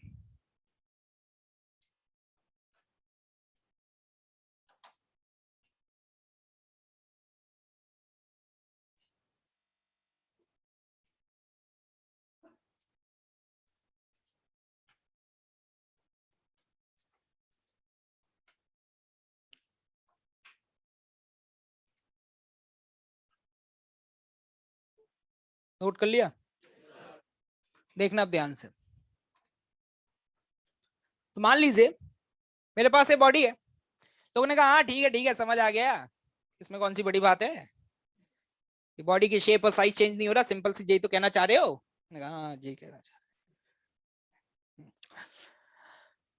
Mathematical condition बताओ इसकी। ये बात बोलने में अच्छी लगती है, लेकिन एक फिजिक्स के स्टूडेंट को कैसे समझाऊंगा, है ना, फिजिक्स के स्टूडेंट को ये कहानी बताऊंगा तो उसको समझ नहीं आएगा। इसकी एक मैथमेटिकल कंडीशन बताओ कि कोई भी बॉडी रिजिड बॉडी है तो उसकी मैथमेटिकल इक्वेशन क्या होगी, जिसको देख करके मुझे पता चल जाए हाँ जे वाली रिजिड है। देखना जरा ध्यान से। मैंने कहा कि एक बॉडी ली मैंने किसी भी आर्बिट्रेरी शेप का, और सपोज इसको उठा के यूं फेंक दिया, जा रही है, दिख रही है, कौन? और इस बॉडी के ऊपर सपोज मैंने ये पॉइंट 1 लिया और मैंने कहा कि किसी एक मोमेंट पर मैंने एकदम से एक फोटो क्लिक किया और मैंने देखा कि उस मोमेंट पर इस पॉइंट की जो वेलोसिटी है वो इस डायरेक्शन में v1 कितनी है भाई? v1। और उस मोमेंट पर जरूरी थोड़ा ना कि हर पॉइंट की वेलोसिटी क्या हो, सेम। मैंने कहा कोई और पॉइंट बताओ। मैंने कहा ये रहा पॉइंट नंबर 2, ये रहा पॉइंट नंबर 2 और इसकी वेलोसिटी है सपोज इस डायरेक्शन में क्या? v2। ये किसी एक मोमेंट की बात हो रही है। किसकी बात हो रही है बेटे? मोमेंट की बात हो रही है। और इन दो पॉइंट्स के बीच की जो दूरी है, ये खोपड़ा तुम्हारा रिजिट कर देंगे, इतनी मार लगाएंगे बता रहे हैं। इस सेल्स के बीच का सेपरेशन चेंज होना ही बंद हो जाएगा। कोई दिक्कत? और मान लेते हैं ये जो लाइन है, क्या इस लाइन को आप देख पा रहे हैं? ये वो लाइन है जो 1 को 2 से क्या कर रही है? ज्वाइन कर रही है। और इस समय सपोज ये वाला एंगल है अल्फा और जे वाला एंगल क्या है बेटा? बीटा। ठीक, क्या कोई दिक्कत? मैंने कहा भाई जब आपने फोटो खींचा उस मोमेंट पर इस बॉडी के ऊपर जो 2 पॉइंट दिखाई दे रहे हैं जिनके बीच की दूरी आपको L0 दिखाई दे रही है, उसमें से जे वाव पॉइंट v1 से जा रहा है और जे वाव पॉइंट v2 से जा रहा है। मुझसे बोला कि ये रिजिड है। मैंने कहा ठीक है तो जान लोगे क्या? सुन तो लिया, कितनी बार बोलोगे? कंडीशन बताओ, कंडीशन। ठंड रखो। क्या रखो? ठंड। अभी बताते हैं। मैंने कहा एक काम करो, इसमें किसी एक पॉइंट पे जाकर के बैठ जाओ, किसी एक पॉइंट पर जाकर के बैठ जाओ, या फिर क्या करो कि ये जो भी वेलोसिटीज दी हुई हैं इस वेलोसिटी को 2 कंपोनेंट्स में रिजॉल्व कर दो। क्या कर दो? 2 कंपोनेंट्स में रिजॉल्व कर दो। पहला लेक्चर है, बिल्कुल फंडामेंटल चलेगा, ठीक है, क्योंकि पढ़ने वाले हैं जिस चैप्टर के बारे में, पता तो चले क्या पढ़ रहे हैं, तब पढ़ेंगे। तो अभी तो जहां से लोग स्टार्ट करते हैं वहां तक पहुंचने में 1 दिन लग जाएगा। कितना दिन? 1 दिन। आज तो समय ज्यादा नहीं बचा, तो मंडे को पहुंचेंगे वहां पे जहां से शुरू होता है। तो अभी तो मैं बस सिखा रहा हूँ बेसिक्स, ठीक है, क्योंकि पता तो चले क्या पढ़ने वाले हैं, तब पढ़ेंगे। तो यहाँ पर इस वेलोसिटी के 2 कंपोनेंट कर लो। एक अलोंग दिस लाइन, ये वो लाइन है जो कि पॉइंट 1 और 2 को ज्वाइन कर रही है, इसको बोलेंगे क्या? v1 cos alpha. ये तो तुम्हें आता होगा, यही वो आखिरी चीज थी जो तुम्हें समझ आई थी, और वेक्टर की रिवीजन क्लास कर रहे हो वैसे भी आजकल। और ये क्या है? v1 sin alpha. क्या कोई दिक्कत है क्या?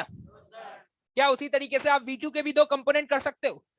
v2 का ये वाला कंपोनेंट और v2 का ये वाला कंपोनेंट। क्या कोई दिक्कत? मैंने कहा किसी एक पॉइंट पे जाके बैठ जाओ, बैठ जाएंगे, लेकिन जिस पे बैठ जाएंगे उसकी स्पीड क्या हो जाएगी? 0।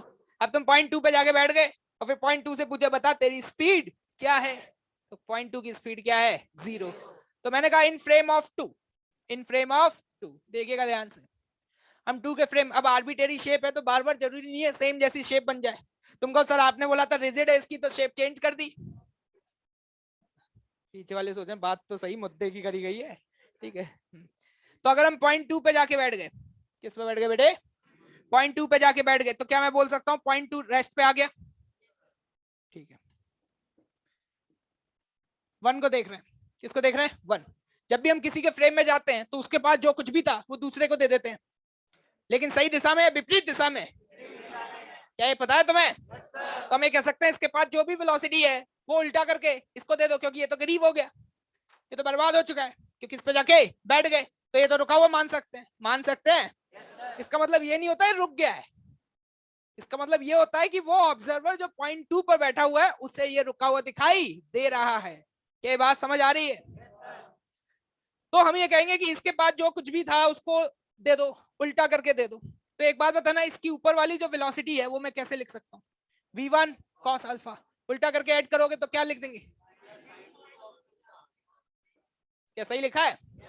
और जे वाई अगर उल्टी करके इसको दोगे सेम दिशा में जुड़ेगी या अपोजिट दिशा में? तो सेम दिशा में जुड़ेगी, तो जल्दी बताना क्या लिखोगे? v1 sin alpha plus v2 sin beta. मैंने कहा जब ये इसको देखेगा तो इस पॉइंट के पास 2 वेलोसिटी दिखाई देंगी, एक जे वाई और एक जे वाई। लेकिन अगर ये रिजिड बॉडी है, अगर ये रिजिड बॉडी है तो ध्यान से देखिएगा, ये वाला जो कंपोनेंट इस लाइन के अलोंग आप देख पा रहे हैं, ये कंपोनेंट क्या करने की प्रयास कर रहा है? जरा ध्यान से देखो, इस पॉइंट पे बैठ के इसको देख रहे हो, क्या ये इसको खींचने की कोशिश कर रहा है? अगर बेटे ये खींचने की कोशिश कर रहा है तो इसका मतलब है कि वो 2 और 1 के बीच के सेपरेशन को, लेकिन अगर ये रिजिड है तो बढ़ेगा क्या? अगर नहीं बढ़ेगा तो मां कसम ये वाला टर्म क्या होना चाहिए? ये रही mathematical condition. Along the line joining, सुनिएगा अंग्रेजी में बोल रहा हूं, समझ में कम आएगी, भाई लोगों की बहुत भीक है, ठीक है। along the line joining particle 1 to particle 2, both of the particles must have the same component of velocity.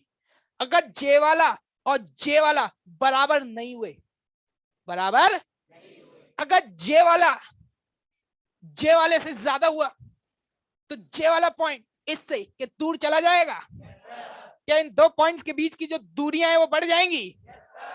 और अगर ये वाला इससे ज्यादा हुआ, क्या इसके पास आ जाएगा? लेकिन हमें इनके बीच की दूरियों पर कोई मेहनत नहीं करनी, दूरियां बराबर रखनी चाहिए। और अगर दूरियां बराबर रखनी है तो जेवाई और जेवाई बराबर होगी या नहीं होगी? तो इसका मतलब this is the condition for rigid body, this is the condition for rigid body. अच्छा, तो इसका मतलब ये हुआ, इस पे बैठ के ये वाला क्या कर रहा है? ये वाला इसके डायरेक्शन को चेंज कर रहा है। इसका मतलब एक बात समझ में आ चुकी है बेटे कि किसी भी रिजिड बॉडी में अगर एक पॉइंट पे बैठ के दूसरे पॉइंट को देखोगे तो वो पॉइंट तुम्हें सर्कुलर मोशन ही करता हुआ दिखाई देगा, इसके अलावा कोई और मोशन करता हुआ दिखाई दे ही नहीं सकता। सोच लो आराम से। क्या इसके पास सिर्फ यही वाली वेलोसिटी है? और ये वाली वेलोसिटी, क्या ये वाली लेंथ जो एल नॉट बोली थी, क्या इसको चेंज कर पाएगी? और अगर चेंज नहीं कर पा रही है तो इस पे बैठ के अगर इसको देखोगे, एल नॉट कांस्टेंट है, क्या ये तुम्हें सर्कुलर मोशन करता हुआ दिखाई दे रहा होगा? अगर रिजिड बॉडी के किसी एक पॉइंट पे जाके आप बैठ गए और दूसरे पॉइंट को देख रहे हो, क्या कर रहे हो? देख रहे हो, तो गारंटी है वो एक ही तरह का मोशन करता हुआ दिखाई देगा। और वो मोशन कैसा होगा? क्या लग रहा है, कुछ समझ में आ रहा है? ये बात समझ नहीं आई यार, क्या सहमत हो? अच्छा, तो इसका मतलब ये हुआ, अगर जे इसको देख रहा है और जे घूमता हुआ दिखाई दे रहा है, तो घूमता हुआ दिखाई दे रहा है तो मैंने सुना है उसके पास वेलोसिटी होती है। कौन सी वाली? Angular velocity, potential energy. कौन सी वाली लेके आए हो? सैटरडे नाइट है आज तो। अगर omega of one with respect to 2 पूछा जाए तो मैं बोलूंगा ये होगा velocity of 1 with respect to 2 divided by L naught. जैसे मैं लिखा तो एकदम से बिल्लू उछल के खड़ा हो गया, सर यहाँ पे परपेंडिकुलर तो लिखो। मैंने कहा नहीं भी लिखूंगा तो भी काम चल जाएगा, क्योंकि परपेंडिकुलर ही है, क्योंकि एलोंग वाली तो हमेशा ही क्या है? 0, क्योंकि मैंने बोल दिया ये क्या है? Rigid body. तो अगर इस पे बैठ के इसको देख रहे हो, इस पे बैठ के इसको देख रहे हो, तो ये किस एंगुलर वेलोसिटी से घूमता हुआ दिखाई देगा? क्या ये उसकी वेलोसिटी है? v1 sin alpha plus beta बड़े, क्या ये इस एंगुलर वेलोसिटी से घूमता हुआ दिखाई दे रहा होगा? जल्दी छापो, जल्दी जल्दी, फटाफट फटाफट फटाफट।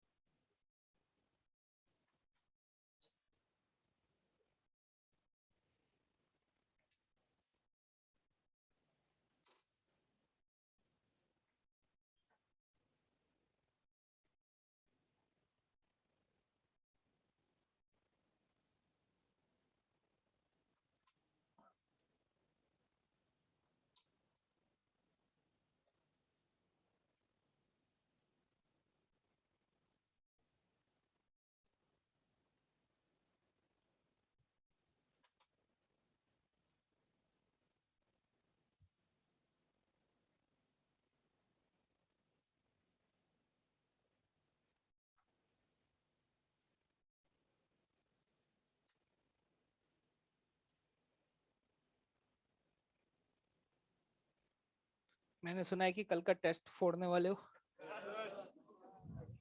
क्या फोड़ने वाले नहीं, फूटने वाले हैं? ऐसा मैं फोड़ूंगा, तुम चिंता मत करो। मंडे को आकर के स्वागत होगा सभी का।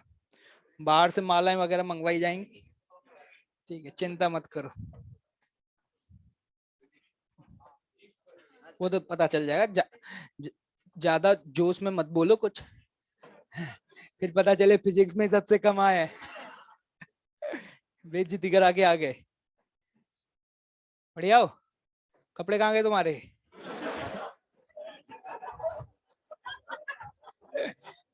अरे यूनिफॉर्म है, देख कैसे एक्साइटमेंट देखो इनका।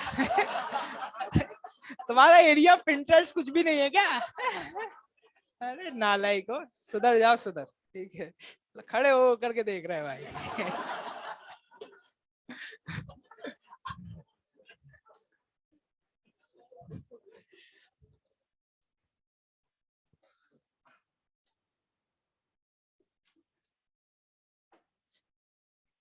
अच्छा समझ आ गया तुम्हें?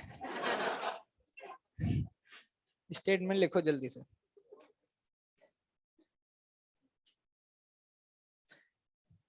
In a rigid body,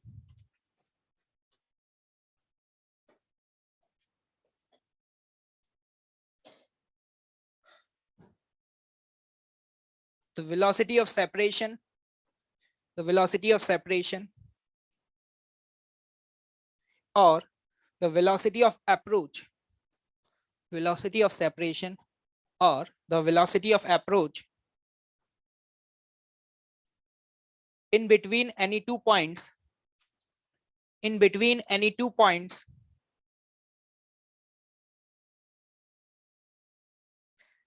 will always be equal to 0.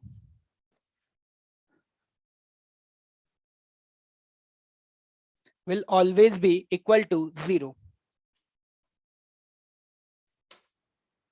Velocity of separation या अप्रोच का मतलब जानते हो? लिख लेना इसका मतलब क्या होता है वेलोसिटी ऑफ सेपरेशन या क्या होता है? It is the component of relative velocity. It is the component of relative velocity along the line joining the particles, along the line joining the particles.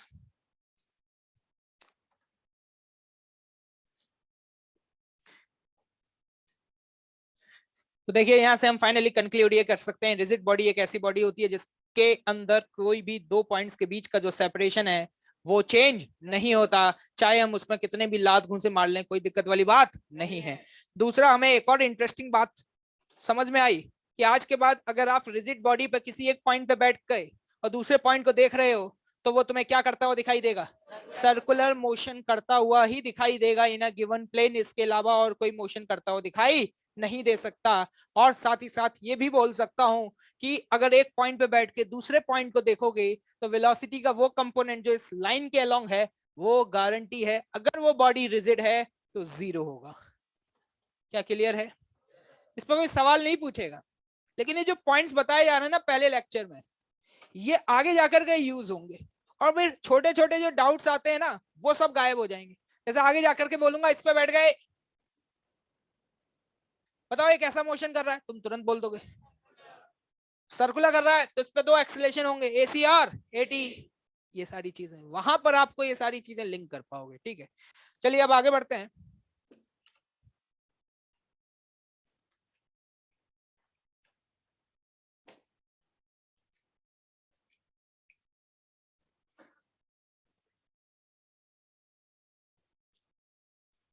ये सब रिजिड बॉडी की properties चल रही हैं। क्या चल रही हैं? प्रॉपर्टीज। मान लो कबूतर बना देंगे, यही बता रहे। मान लो कोई एक रिजिड बॉडी जो कि पॉइंट ओ के अबाउट घूम रही है, पॉइंट ओ फिक्स है और ऐसे घूम रही है, ऐसे घूम रही है। ठीक है, यहां पर मैंने सपोज 2 पॉइंट कंसीडर किए, ये रहा पॉइंट नंबर 1 और ये रहा पॉइंट नंबर 2। t बराबर 0 पर ये रहा पॉइंट 1 का position vector with respect to point O और ये रहा पॉइंट 2 का position vector with respect to point O. क्या दिखाई दे रहा है? ठीक है, अब ये है t बराबर 0 की कहानी। लेकिन क्या हुआ, ये बॉडी घूमेगी। अगर ये बॉडी घूमेगी तो इसके ऊपर बनी हुई क्या हर लाइन भी घूमेगी? अरे मानते हो? जैसे कि फॉर एग्जांपल अगर मैं मान लो ये डस्टर ले लूं तुम्हारे सामने और इस डस्टर पर मैं ऐसे एक लाइन बना दूं, क्या दिखाई दे रही है? अब सपोज इस बॉडी को अगर मैं ऐसे घुमाऊं तो ये लाइन घूमेगी या नहीं घूमेगी? क्या बात कर रहे हो? ठीक है, बहुत बढ़िया। तो इसका मतलब ये हुआ कि लाइन भी घूमेगी। मान लो इस बॉडी को मैंने थीटा घुमाया, कितना घुमाया? थीटा। तो ये भी बोल सकता हूं ये लाइन भी उतना ही घूमेगी जितना बॉडी घूमेगी। कहाँ है लाइन? अबे डस्टर पे, मतलब उसका ओरिएंटेशन किधर है? ऊपर। कितना घुमाया? लाइन कितनी घूमी? समझ आ रहा है? तो यहाँ पे बेटे ये बोला जा सकता है कि ये वाला जो रेडियस वेक्टर है 1 का वो भी थीटा घूम जाएगा। और सिर्फ यही नहीं, 2 वाला भी कितना घूम जाएगा? थीटा। क्या हर पॉइंट सेम एंगल से घूम रहा है? अगर पॉइंट ओ पर बैठकर तुमने 1 को देखा, किसको देखा? 1 को देखा, फिर 1 को देखने के बाद मन नहीं भरा तो 2 को भी देखा। लेकिन चाहे तुम 1 को देखो या फिर 2 को देखो, क्या दोनों सेम एंगल से घूमे हैं? चाहे इसकी दूरी ज्यादा हो और इसकी दूरी कम हो, लेकिन क्या दोनों सेम एंगल घूमे हैं? और अगर सेम एंगल घूमे हैं तो मैंने सुना है कि rate of change of angle is omega. याद करो, याद करो, पढ़े हो? तो यहां पर यह बोला जा सकता है कि angular velocity of point 1 with respect to O, with respect to O, black colour से लिख दे रहे हैं, angular velocity of point 1 with respect to O is same as angular velocity of 2 with respect to O। क्या लग रहा है, कुछ समझ आ रहा है? नहीं आ रहा समझ? क्या बराबर होंगे? मतलब आज के बाद हम ये कह सकते हैं कि इस रिजिड बॉडी के ऊपर प्रेजेंट हर एक पॉइंट का एंगुलर वेलोसिटी क्या होगा? सेम। और जिससे भी इंटरेस्टिंग बात पता है क्या है? ये वही होगा जो ओमेगा बी होगा। ओमेगा बी क्या है? Angular velocity of rigid body. ये बॉडी कितना घूमी है बेटे? है? क्या ये जितना बॉडी घूमी है क्या उतना ही लाइन घूमी है? अगर मैं आज के बाद बोल दूं कि इस बॉडी की एंगुलर वेलोसिटी मान लो 5 रेडियन पर सेकंड है, कितना बोल दूं? 5 रेडियन पर सेकंड है, और फिर मैं आपसे पूछूं कि ये बताओ पॉइंट 1 की क्या होगी? क्या 5 ही बोलोगे क्या? क्या पॉइंट 2 की भी 5 बोलोगे क्या? आज के बाद जब भी कभी क्वेश्चन दिया जाए तो ये मत बोलना कि ये सर ओमेगा किस पॉइंट का दिया हुआ है। मैं बोलूं कि ओमेगा ये है इसका, तो तुम ये कहना कि हाँ यही है, क्योंकि omega of each and every point on a rigid body will always be same. क्योंकि बेटे अगर सेम नहीं हुआ, अगर सेम नहीं हुआ तो रिजिड बॉडी की कंडीशन फेल हो जाएगी। मान लो ये थीटा घूम जाता और ये 2 थीटा घूम जाता, क्या इन दोनों पॉइंट्स के बीच की दूरियां बदल जाती या नहीं बदल जाती? इसका मतलब आज के बाद आपको ये सवाल तो पूछना ही नहीं है कि ओमेगा किस पॉइंट का है, क्योंकि ओमेगा तो हर पॉइंट का क्या है? सेम है। और वही है जो omega of a rigid body है। Omega of a rigid body लिख लेना इसको। आगे जाकर के तुम ये बोलोगे सर ये ओमेगा किस पॉइंट का है। जिस दिन तुमने ये सवाल मेरे सामने किया कि ओमेगा किस पॉइंट का है, उसके बाद तुम्हें नहीं पता चला तुम्हारी बॉडी में ऐसे कितने पॉइंट है, बता दिया। नोट करो फटाफट। every particle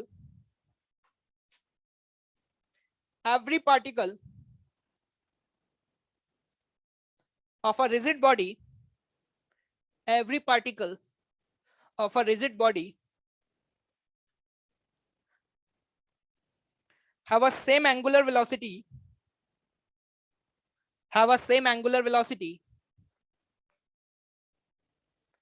with respect to the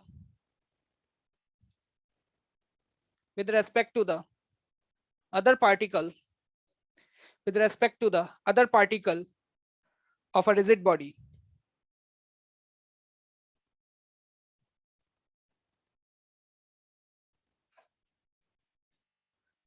एक पॉइंट पे बैठ के दूसरे को देखोगे ना, चाहे 2 पे बैठ के 1 को देखो, चाहे 2 पे बैठ के 1 को देखो, या चाहे 1 पे बैठ के 2 को देखो, दोनों का तुम्हें ओमेगा सेम दिखाई देगा। सर मजा नहीं आया? मजे लेने आए हो इधर कि फिजिक्स पढ़ने आए हो? लेकिन दोनों करने हो भाई, सिर्फ पढ़ना ही थोड़ी ना जीवन का काम। पढ़ इसलिए ले कि मजे ले पाए, तो मजे लेते हुए पढ़ेंगे, कोई दिक्कत वाली बात नहीं है। पढ़ पढ़ के बर्बाद थोड़ी ना हो जाएंगे। पढ़ने का किसको शौक है? क्या तुम्हें पढ़ने का कोई शौक है क्या? मजबूरी है। क्या है? मजबूरी है। मौज लेनी है और मजे लेने हैं, तो उसके लिए तो भाई अभी पढ़ना पड़ेगा। क्या बात समझ आ रही है? हमने कोई रिसर्च साइंटिस्ट थोड़ी बनना है, और वैसे ही तुम्हारी शकल देख करके लगता भी है तुम तो मुझे लगता है कॉलेज में जैसे ही पहुंचोगे ना, सेलेक्ट हुए जिस दिन, जैसे क्लिक किया एकदम से वो घूम रहा है, कॉन्ग्रेचुलेशन यू आर सेलेक्टेड। खत्म। उसके बाद तो भैया तुमने कॉलेज में जाके सब पहले से प्लानिंग कर रखी होगी। फर्स्ट ईयर में एक नोटबुक लेके आओगे, फाइनल ईयर तक चलेगी। हर सेमेस्टर में एक पेज भरा करेगा, क्योंकि पहले दिन जोश आया करेगा इस सेमेस्टर में अच्छे से पढ़ूंगा, और पहले दिन नोट्स बना करेंगे, उसके बाद बंद। कोई दिक्कत नहीं है। चलिए, मैंने ये बोला कि एक पॉइंट पे बैठ के दूसरे पॉइंट को देखोगे तो उसका ओमेगा तुम्हें एक ही सेम नजर आएगा। लोगों ने ये क्या बोल रहा है, ये मतलब ठीक है, कुछ भी बोलेगा क्या मतलब जबरदस्ती। देखो ध्यान से, मान लो बॉडी ऐसे घूम रही थी, ठीक है, ये रहा पॉइंट ए और ये रहा पॉइंट बी। मान लो जो पॉइंट ए था वो रेस्ट पे था। किस पे था? रेस्ट पे। और जो पॉइंट बी है उसकी वेलोसिटी इस डायरेक्शन में थी v नॉट, और ये दूरियां इनके बीच की जो है वो कितनी थी? l। क्या कोई दिक्कत है किसी को क्या? अगर मैं आपसे पूछूं ए अगर बी को देखता है तो कैसा मोशन करता हो दिखाई देगा? ये तो डाउट नहीं पूछोगे कि आपने इसकी वेलोसिटी ऊपर क्यों मान ली, क्योंकि रिजिड बॉडी है तो ऊपर ही होगी या नीचे हो सकती है, लेकिन इस डायरेक्शन में किसी एंगल पर नहीं हो सकती। ये बात मैं बता चुका हूं, तो आज के बाद जब भी लिखूंगा तो ऑब्वियस सी बात है। तो मैंने कहा कि ए अगर बी को देखता है, कौन किसको देख रहा है? ए बी को देख रहा है। मतलब मैंने आपसे ये पूछा omega of B with respect to A क्या होगा? बताओ क्या लिखोगे? क्या वी नॉट बाय एल लिखोगे? मानते हो इस बात को? पक्का? डायरेक्शन भी देख लेते हैं। ओमेगा का डायरेक्शन देखने के लिए यूज किसका करते हैं? Right hand thumb rule. क्या ये इसको देख रहा है? क्या ऐसे घूमता हुआ दिखाई दे रहा है? क्या अपने राइट हैंड की फिंगर्स को इस तरीके से कर्ल करते हैं? मैंने सुना है थंब बाहर आ रहा है। क्या पक्का? अगर थंब बाहर आ रहा है और मान लो एक्स वाई प्लेन है तो इसको क्या लिखोगे? प्लस के कैप या माइनस के कैप?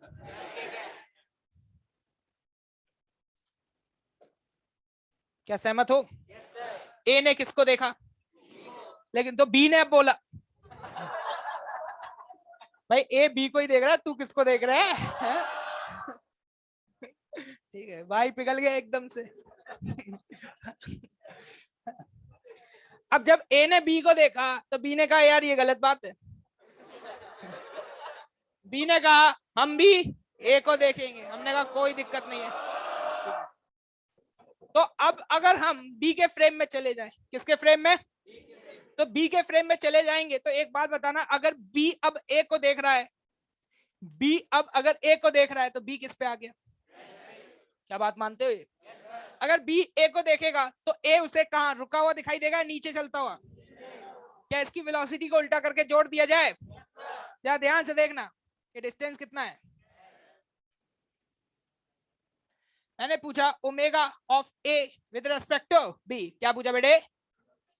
तो आप लिखोगे, मैं सिर्फ बोल रहा हूं मैग्नीट्यूड लिख लो पहले, वी नॉट बाय एल। क्या सही लिखा है? डायरेक्शन देखो, डायरेक्शन लोगों को लगता है माइनस के कैप आएगा। क्या ये इसको देख रहा है? क्या इस सेंस में घूमता हुआ दिखाई दे रहा है? ये कौन सा सेंस है? आंटी पुलिस बुला लेगी कौन सा? Anti clockwise. क्या समझ में आ रहा है? क्या जे भी एंटी क्लॉकवाइज आ रहा है? क्या जे भी एंटी क्लॉकवाइज था? तो इसका मतलब ये हो गया, क्या यहाँ पे भी मैं प्लस के कैप लिख सकता हूँ? जो रिलेटिव के कॉन्सेप्ट है ना, वो तुम अपनी वेलोसिटी में लगा सकते हो, एक्सेलरेशन में लगा सकते हो, लेकिन ओमेगा में नहीं लगते। क्या omega of B with respect to A वही आ रहा है जो omega of A with respect to B आ रहा है? सिर्फ मैग्नीट्यूड या डायरेक्शन भी, मैग्नीट्यूड या डायरेक्शन भी। ए चाहे बी को देखे चाहे बी ए को देखे, क्या दोनों एक सेम सेंस में सेम ओमेगा से घूमते हुए नजर आएंगे या नहीं देंगे? ए ने बी को देखा, किस दिशा में घूमता हुआ नजर आया? एंटी। बी ने ए को देखा, क्या ए का ओमेगा बी के रिस्पेक्ट में बी का ओमेगा ए के रिस्पेक्ट में सेम आ रहा है? और कसम है इस बात की कि ये जो ओमेगा तुमने निकाला है यहां से, ये ओमेगा वही होगा जो इस पूरी बॉडी का है, जो इस पूरी बॉडी का है। मतलब आज के बाद ये बोला जा सकता है इन अ रिजिड बॉडी, कौन सी बॉडी बेटे? In a rigid body omega of each and every point will be same and it is same as the. क्या लग रहा है गरीबों को समझ में आ रहा है? छाप लो छाप लो छाप लो फटाफट।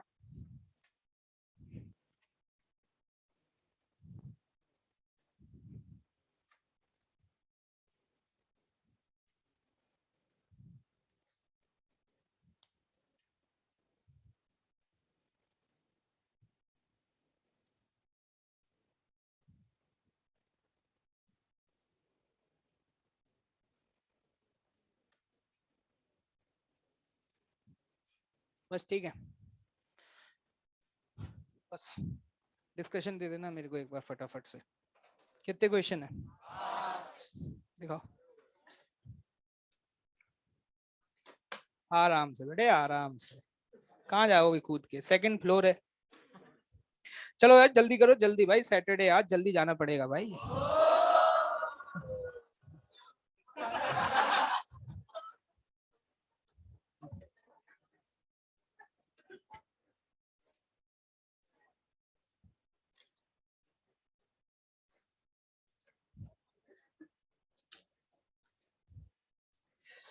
जल्दी जल्दी डिस्कस करते हैं, फिर कुछ बता के जाऊंगा इंपॉर्टेंट बात। ठीक है।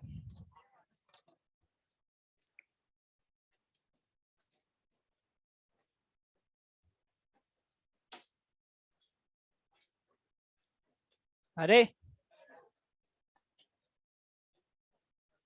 जितना पढ़ा है पढ़ के आना, ज्यादा कुछ पढ़ाया नहीं है, लेकिन अभी जो कुछ भी पढ़ा रहा हूँ ये पूरे चैप्टर में यूज होंगे।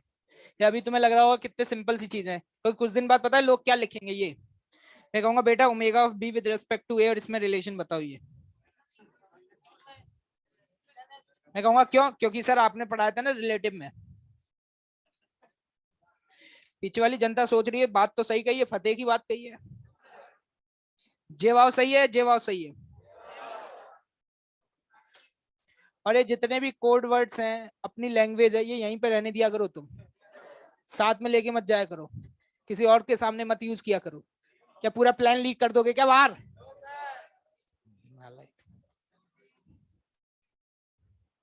अब बाहर भाई की बहुत इज्जत है, मजाक नहीं कर रहा, सीरियस बोल रहा हूँ। हल्के में ले रहे हो क्या तुम? वो बात अलग है कि तुम नहीं करते हो, है ना, लेकिन बाहर वाले लोग बहुत करते हैं, तो बाहर मत बेइज्जती कराया करो, ठीक है?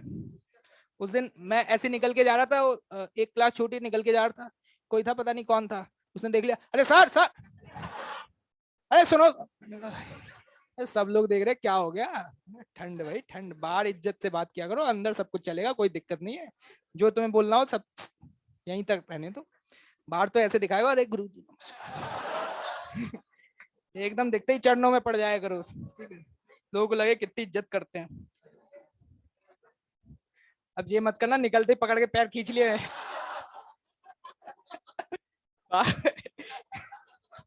यहीं बैठो यार, कहाँ जा रहे हो तुम?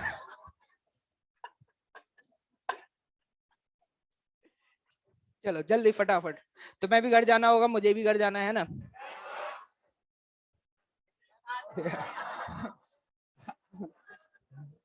हंसो मत भाई, टेस्ट की तैयारी नहीं करनी क्या तुम्हें? क्वेश्चन नंबर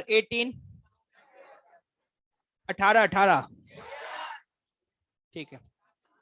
शान, बस थोड़ी देर रुक जाओ, ज्यादा समय नहीं लगेगा, ठीक है?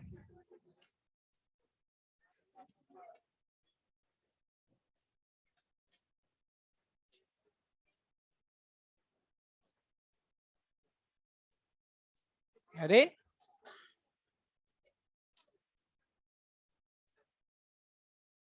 क्वेश्चन नंबर 26, एक्चुअली में क्या है कि 26 में एक काम करना, तुम इनिशियल काइनेटिक एनर्जी निकाल लेना ½ mv² और फाइनल निकालना। तुम देखोगे कि फाइनल वाली इनिशियल से भी क्या आ रही है, ज्यादा आ रही है। निकाल के देख लो, तुमने स्पीड तो निकाल ली होगी, लेकिन फाइनल काइनेटिक एनर्जी इनिशियल से भी क्या आ रही है, ज्यादा। क्या घर से लाके दी है तुमने? है कोलिजन के दौरान ये तो सुनाता है एनर्जी का लॉस होता है, ये थोड़ी सुनाता कि एनर्जी बढ़ जाती है। अगर ऐसे कोलिजन करने से एनर्जी बढ़ती हो तो बढ़िया है, बिजली का भी बिल नहीं देना पड़ेगा। घर में कोलिजन कराते रहेंगे, एनर्जी बनती रहेगी और उससे लट्टू जलाते रहेंगे। कोलिजन कराने से एनर्जी का क्या होता है, लॉस होता है। लेकिन यहाँ पर अगर आप देखें ध्यान से तो फाइनल काइनेटिक एनर्जी इनिशियल से ज्यादा आ रही है, जो कि प्रैक्टिकली पॉसिबल नहीं है। इसलिए ऑप्शन डी दिया हुआ है। इसलिए कौन सा ऑप्शन दिया हुआ है, डी। ठीक,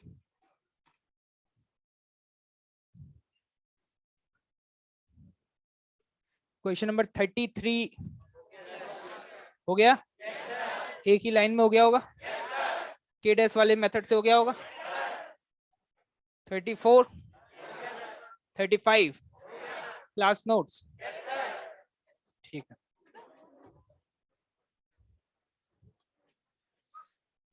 हाँ हाँ, होमवर्क लिखो, होमवर्क। टेस्ट तो कल फर्स्ट शिफ्ट में ही है ना, सेकंड शिफ्ट में क्या करोगे, दम बनाओगे क्या पेपर का? लिखो लिखो इस,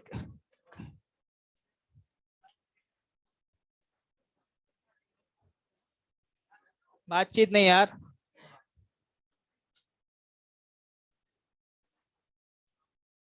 कौन सी रेस है, 50? रेस नंबर 52 कंप्लीट करना है, बस इतना ही दे रहा हूं, हो पाएगा?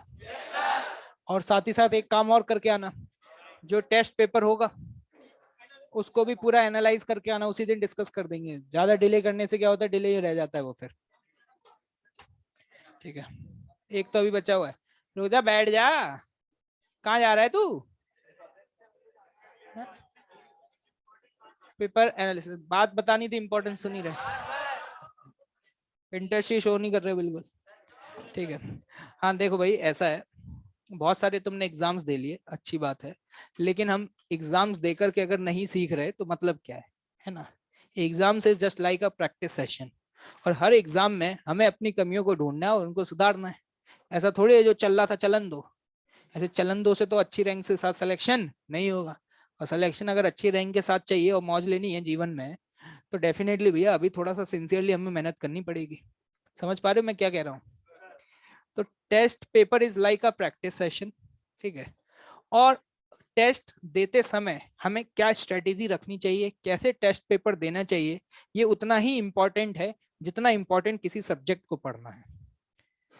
आप पढ़ते रहें, अगर आपको यही नहीं पता कि how to attempt the test paper, ठीक है, किस तरीके से पेपर को स्टार्ट करना चाहिए, कैसे आगे मूव करना चाहिए, तो आपकी मेहनत बर्बाद है। क्योंकि ड्यूरिंग द एग्जामिनेशन हमारे ऊपर एग्जाम का प्रेशर इतना ज्यादा होता है कि हम इवन आसान सवालों को भी गलत कर देते हैं। हमें आते हैं, घर आकर के सॉल्व हो जाते हैं, लेकिन वही सवाल ड्यूरिंग द एग्जाम नहीं हो पाते हैं, और फिर इस सवाल का जवाब हम ढूंढते रहते हैं और हमें कभी जवाब मिल भी नहीं पाता। वही सवाल जो आपसे घर पे हो जाता है और वो सवाल एग्जाम में नहीं हो पा रहा है, तो इसका मतलब है कि प्रेशर है एग्जाम का। तो हमें प्रेशर को हैंडल करना सीखना होगा, पहली चीज तो। मुद्दे की बात यह है कि कोई भी पेपर होता है, हर पेपर में लगभग 40% सवाल बहुत आसान होते हैं।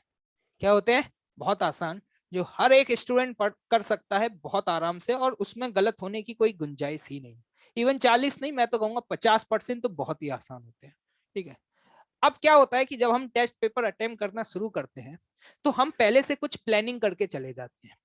प्लानिंग जैसे कि इस टेस्ट में मुझे इतने मार्क्स लाने हैं, या इस टेस्ट में कम से कम मेरी इतनी रैंक आनी चाहिए।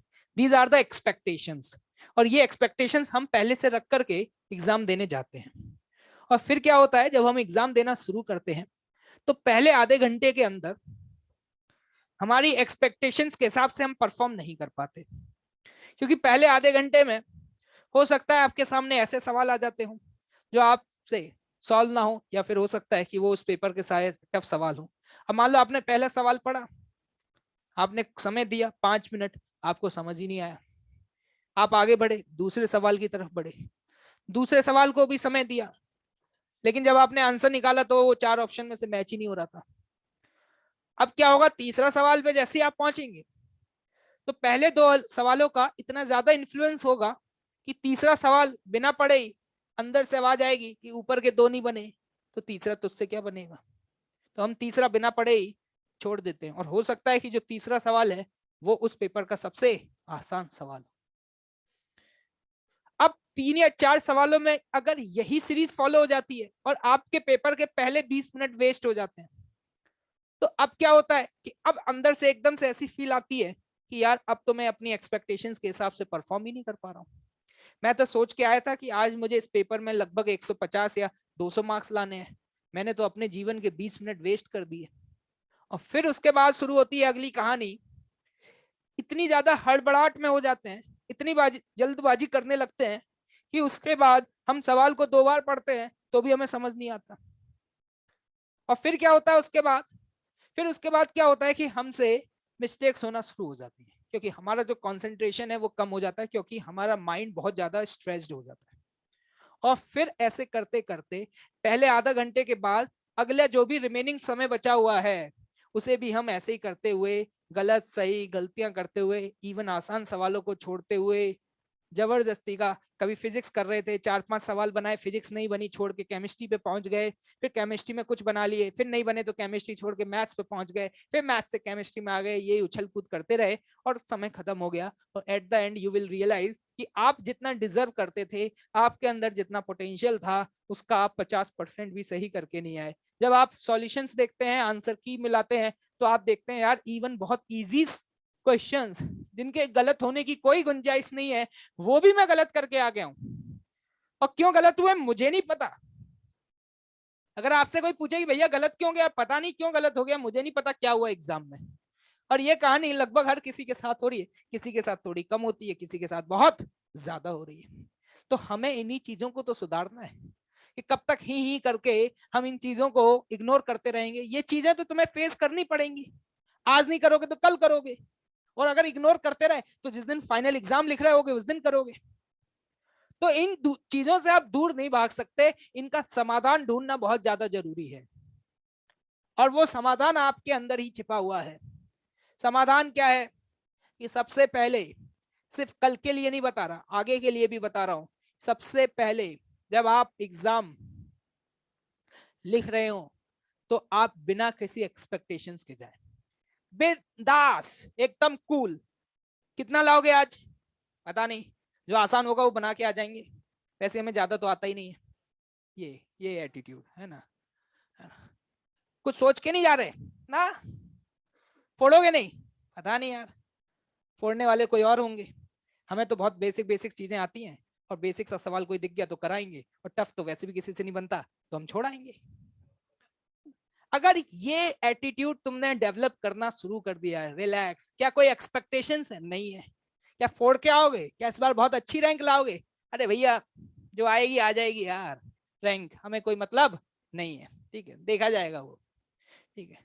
हमारा सिर्फ और सिर्फ इतना काम है कि कल जो पेपर होगा और जो हमें वक्त मिलेगा 9 से 12, उसमें हमें अपना बेस्ट परफॉर्म करना है।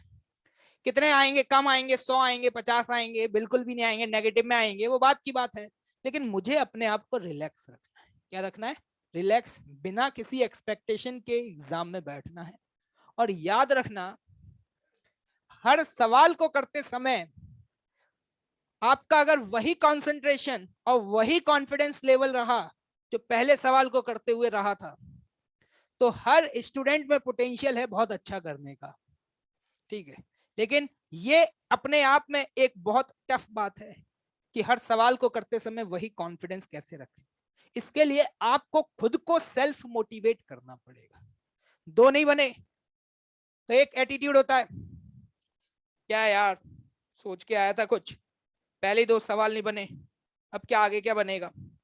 एक है ये नेगेटिव अप्रोच, ये क्या है? नेगेटिव अप्रोच, जो आपके कॉन्फिडेंस को और गिराएगा। पॉजिटिव अप्रोच क्या है? अबे ठीक है ना, 90 सवाल है, 2 नहीं बने, 88 तो बचे हैं, उनको ट्राई मार लेते हैं। अबे 2 नहीं बने और वैसे भी कौन से मेरे 100% आते हैं। दूसरी बात, जिसके 50 या 60% आते हैं उसकी भी बहुत अच्छी रैंक आ जाती है। तो नहीं बने तो नहीं बने, और कौन से मुझसे सारे बनने थे वो तो मुझे पहले ही पता था, तो शीट में ही नहीं बनते। तो ये तो टेस्ट है। एक ये एटीट्यूड है, एक ये एटीट्यूड है, आप इससे अपने आप को समझा रहे हैं, ठीक है। तो अगर आपने ये दूसरा वाला एटीट्यूड रखा तो डेफिनेटली आप जितना डिजर्व करते हैं उतना करेंगे, आपसे गलतियां कम होंगी, गलतियां सबसे होंगी। अगर आप ये सोचते हो कि एक दिन ऐसा आएगा कि आपसे कोई भी सिली मिस्टेक्स नहीं होंगी, कोई भी कैलकुलेशन एरर नहीं होगा, कभी ऐसा नहीं होगा कि क्वेश्चन, ऐसा हो ही नहीं सकता। चाहे आज की बात कर लो या 2 साल बाद की बात कर लो, भैया इंसान है और इंसान ही तो गलतियां करता है। और अगर वो इंसान गलतियां नहीं कर रहा तो भगवान है या कोई मशीन है, ठीक है। तो वो तो हम है नहीं, तो गलतियां होंगी, हर किसी से गलतियां होंगी, लेकिन किसी से गलतियां थोड़ी कम होंगी और किसी से वही गलतियां थोड़ी ज्यादा होंगी। तुम्हें क्या लगता है जो लोग बहुत अच्छी रैंक लेकर के आते हैं, क्या उनका पेपर बहुत अच्छा होता है? नहीं, उनका भी खराब होता है, लेकिन उनका खराब भी तुम्हारे लिए बहुत अच्छा होता है, ठीक है। हर कोई पेपर खराब करके आ रहा है, हर किसी से गलतियां हो रही है, लेकिन किसी से बहुत ज्यादा हो रही है, किसी से बहुत कम। तो पहले तो ये एटीट्यूड डेवलप करो। ये एक दिन में नहीं होगा कि कल के पेपर में हो जाए, ऐसा नहीं है। ये आपको हर दिन जब आप घर पर क्वेश्चंस को सॉल्व करते हैं, होमवर्क सॉल्व करते हैं, रेसेस शीट का होमवर्क सॉल्व करते हैं, तो टाइम लिमिट के अंदर करना शुरू करें। टाइम लिमिट जब आप सेट करेंगे, then you will feel the same pressure that you will feel in the examination hall. और उस प्रेशर को अगर आप हर दिन फील नहीं करेंगे तो आपकी एफिशिएंसी जो है ब्रेन की, वो कभी भी बहुत अच्छी नहीं हो सकती है। आप इस बात को समझने की कोशिश करें, ठीक है। आप क्या करते हैं, 21 दिन बाद लगभग एग्जाम होता है, 21 दिन तक पढ़ाई करते हैं बिल्कुल चिल मारते हुए। क्वेश्चन पढ़ा घर पे, शीट का क्वेश्चन, अच्छा फाइनल वेलोसिटी दी है, अच्छा तब तक मैसेज आ गया हो मोबाइल, और मान लो क्वेश्चन पढ़ रहे हैं, समझ नहीं आ रहा, उठ गए चेयर से, कहां पे आ गए, बेड पर आ गए, क्या कर रहे हो, क्वेश्चन पढ़ रहे हैं, क्या कर रहे हो, डिटेल्ड एनालिसिस, पोस्चर चेंज हो रहे हैं, थोड़ी देर बाद लौट गए, क्या कर, क्वेश्चन पढ़ रहे हैं। ये हमारा एटीट्यूड रहता है। और थोड़ी देर बाद रेस ऊपर रखी है, निपट गए। फिर उठे 2 घंटे बाद, फिर उठा के क्वेश्चन पढ़ रहे हैं। ये है हमारा एटीट्यूड, ठीक है। हम कितना रिलैक्स मोड में पढ़ते हैं यार घर पर, लेकिन एग्जाम में तो ऐसा नहीं होता। एग्जाम में आपके लिए इवन एक एक सेकंड कितना इंपॉर्टेंट होता है, आप खुद फील करिए। वहां आपको समय की कीमत समझ आ रही होती है। वहां पे अगर कोई इन्विजिलेटर आ जाए और आपसे कहे भाई साइन कर दे, क्या कह रहे जल्दी देना यार, है इतनी हड़बड़ी रहती है भाई, है? कोई आकर के अगर आपको थोड़ा सा डिस्टर्ब कर दे, कोई आपको कहे कि भाई साहब ये नाम बताओ, नाम बताओ, मन करता खड़े होके इसके 2 चांट, क्या कर रहा है यार तू यहाँ पे, टाइम वहां एक एक मिनट कितना इंपॉर्टेंट लग रहा होता है। और घर पे बैठ के जब होमवर्क कर रहे होते हैं तो 1 मिनट 1 घंटे की कोई कीमत नहीं है यहाँ पे, है? तो ये चेंज करना पड़ेगा।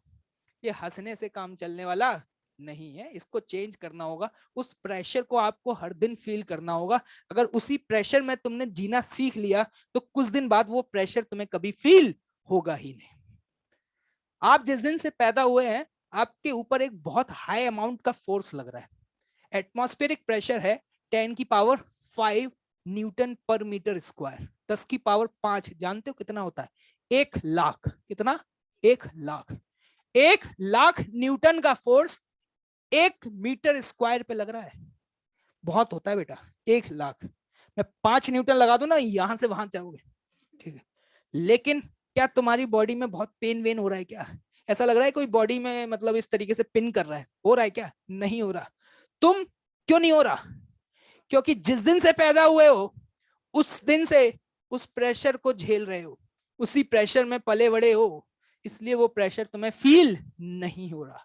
हाँ, अगर कोई ऐसी दुनिया से आ जाए जहां पे वो प्रेशर ही नहीं होता था, कहीं स्पेस से कोई आ गया भाई एलियन, तो भाई साहब उसकी बॉडी फटफटा जाएगी भैया। इतने हाई मैग्नीट्यूड का फोर्स लगेगा तो उसकी ब्लड सेल्स वगैरह सब क्या हो जाएंगी? रप्चर ही हो जाएंगी।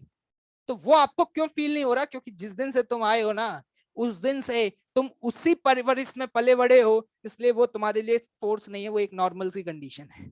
तो वही है भैया एग्जामिनेशन प्रेशर। अगर आप उस प्रेशर को हर दिन फील करेंगे, कर सकते हैं आप, घर पे टाइम स्लॉट बनाइए उस टाइम स्लॉट में करिए, you will feel the same kind of a pressure. तो उस प्रेशर को फील करना शुरू करिए। पहली चीज, एटीट्यूड को बदलिए, पॉजिटिव अप्रोच रखिए। मेरा आधा घंटा वेस्ट हो गया, एक है, अब क्या करूंगा यार, आधा घंटा तो वेस्ट हो गया, इतने में तो पता नहीं लोगों ने क्या क्या कर लिया होगा, मैं तो बहुत पीछे ही रह गया, अब तो मेरा कुछ हो ही नहीं पाएगा, अब आज का पेपर भी बर्बाद हो गया, भगवान मेरे साथ ही नहीं है? मैं कितना अनलकी हूँ, मैं कितनी भी मेहनत कर लूं मेरे नंबर ही नहीं आते हैं, हर बार यही होता है, हर टेस्ट में ये होता है, हर बार सेम कहानी रिपीट हो रही है, अब तो दिवाली भी निकल गई, सर ने कहा था दिवाली का सही हो जाएगा, कुछ भी सही नहीं हो रहा है, अरे मेरा कुछ होगा या नहीं होगा, क्या मैंने गलती जन्म ले लिया है? एक ये है एटीट्यूड, एक ये एटीट्यूड है।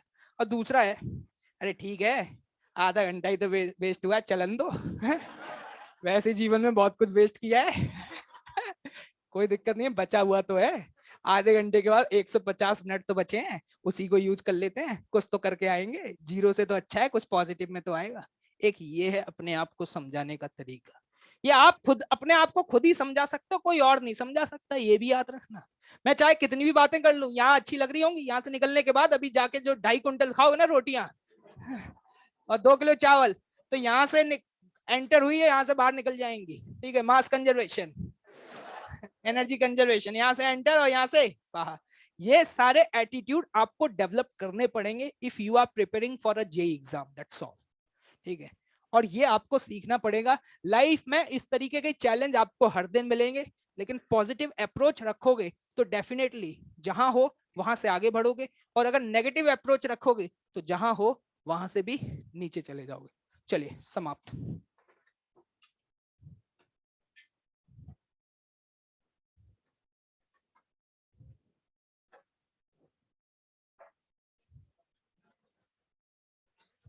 मैं अभी बाहर नहीं मिलूंगा, ठीक है।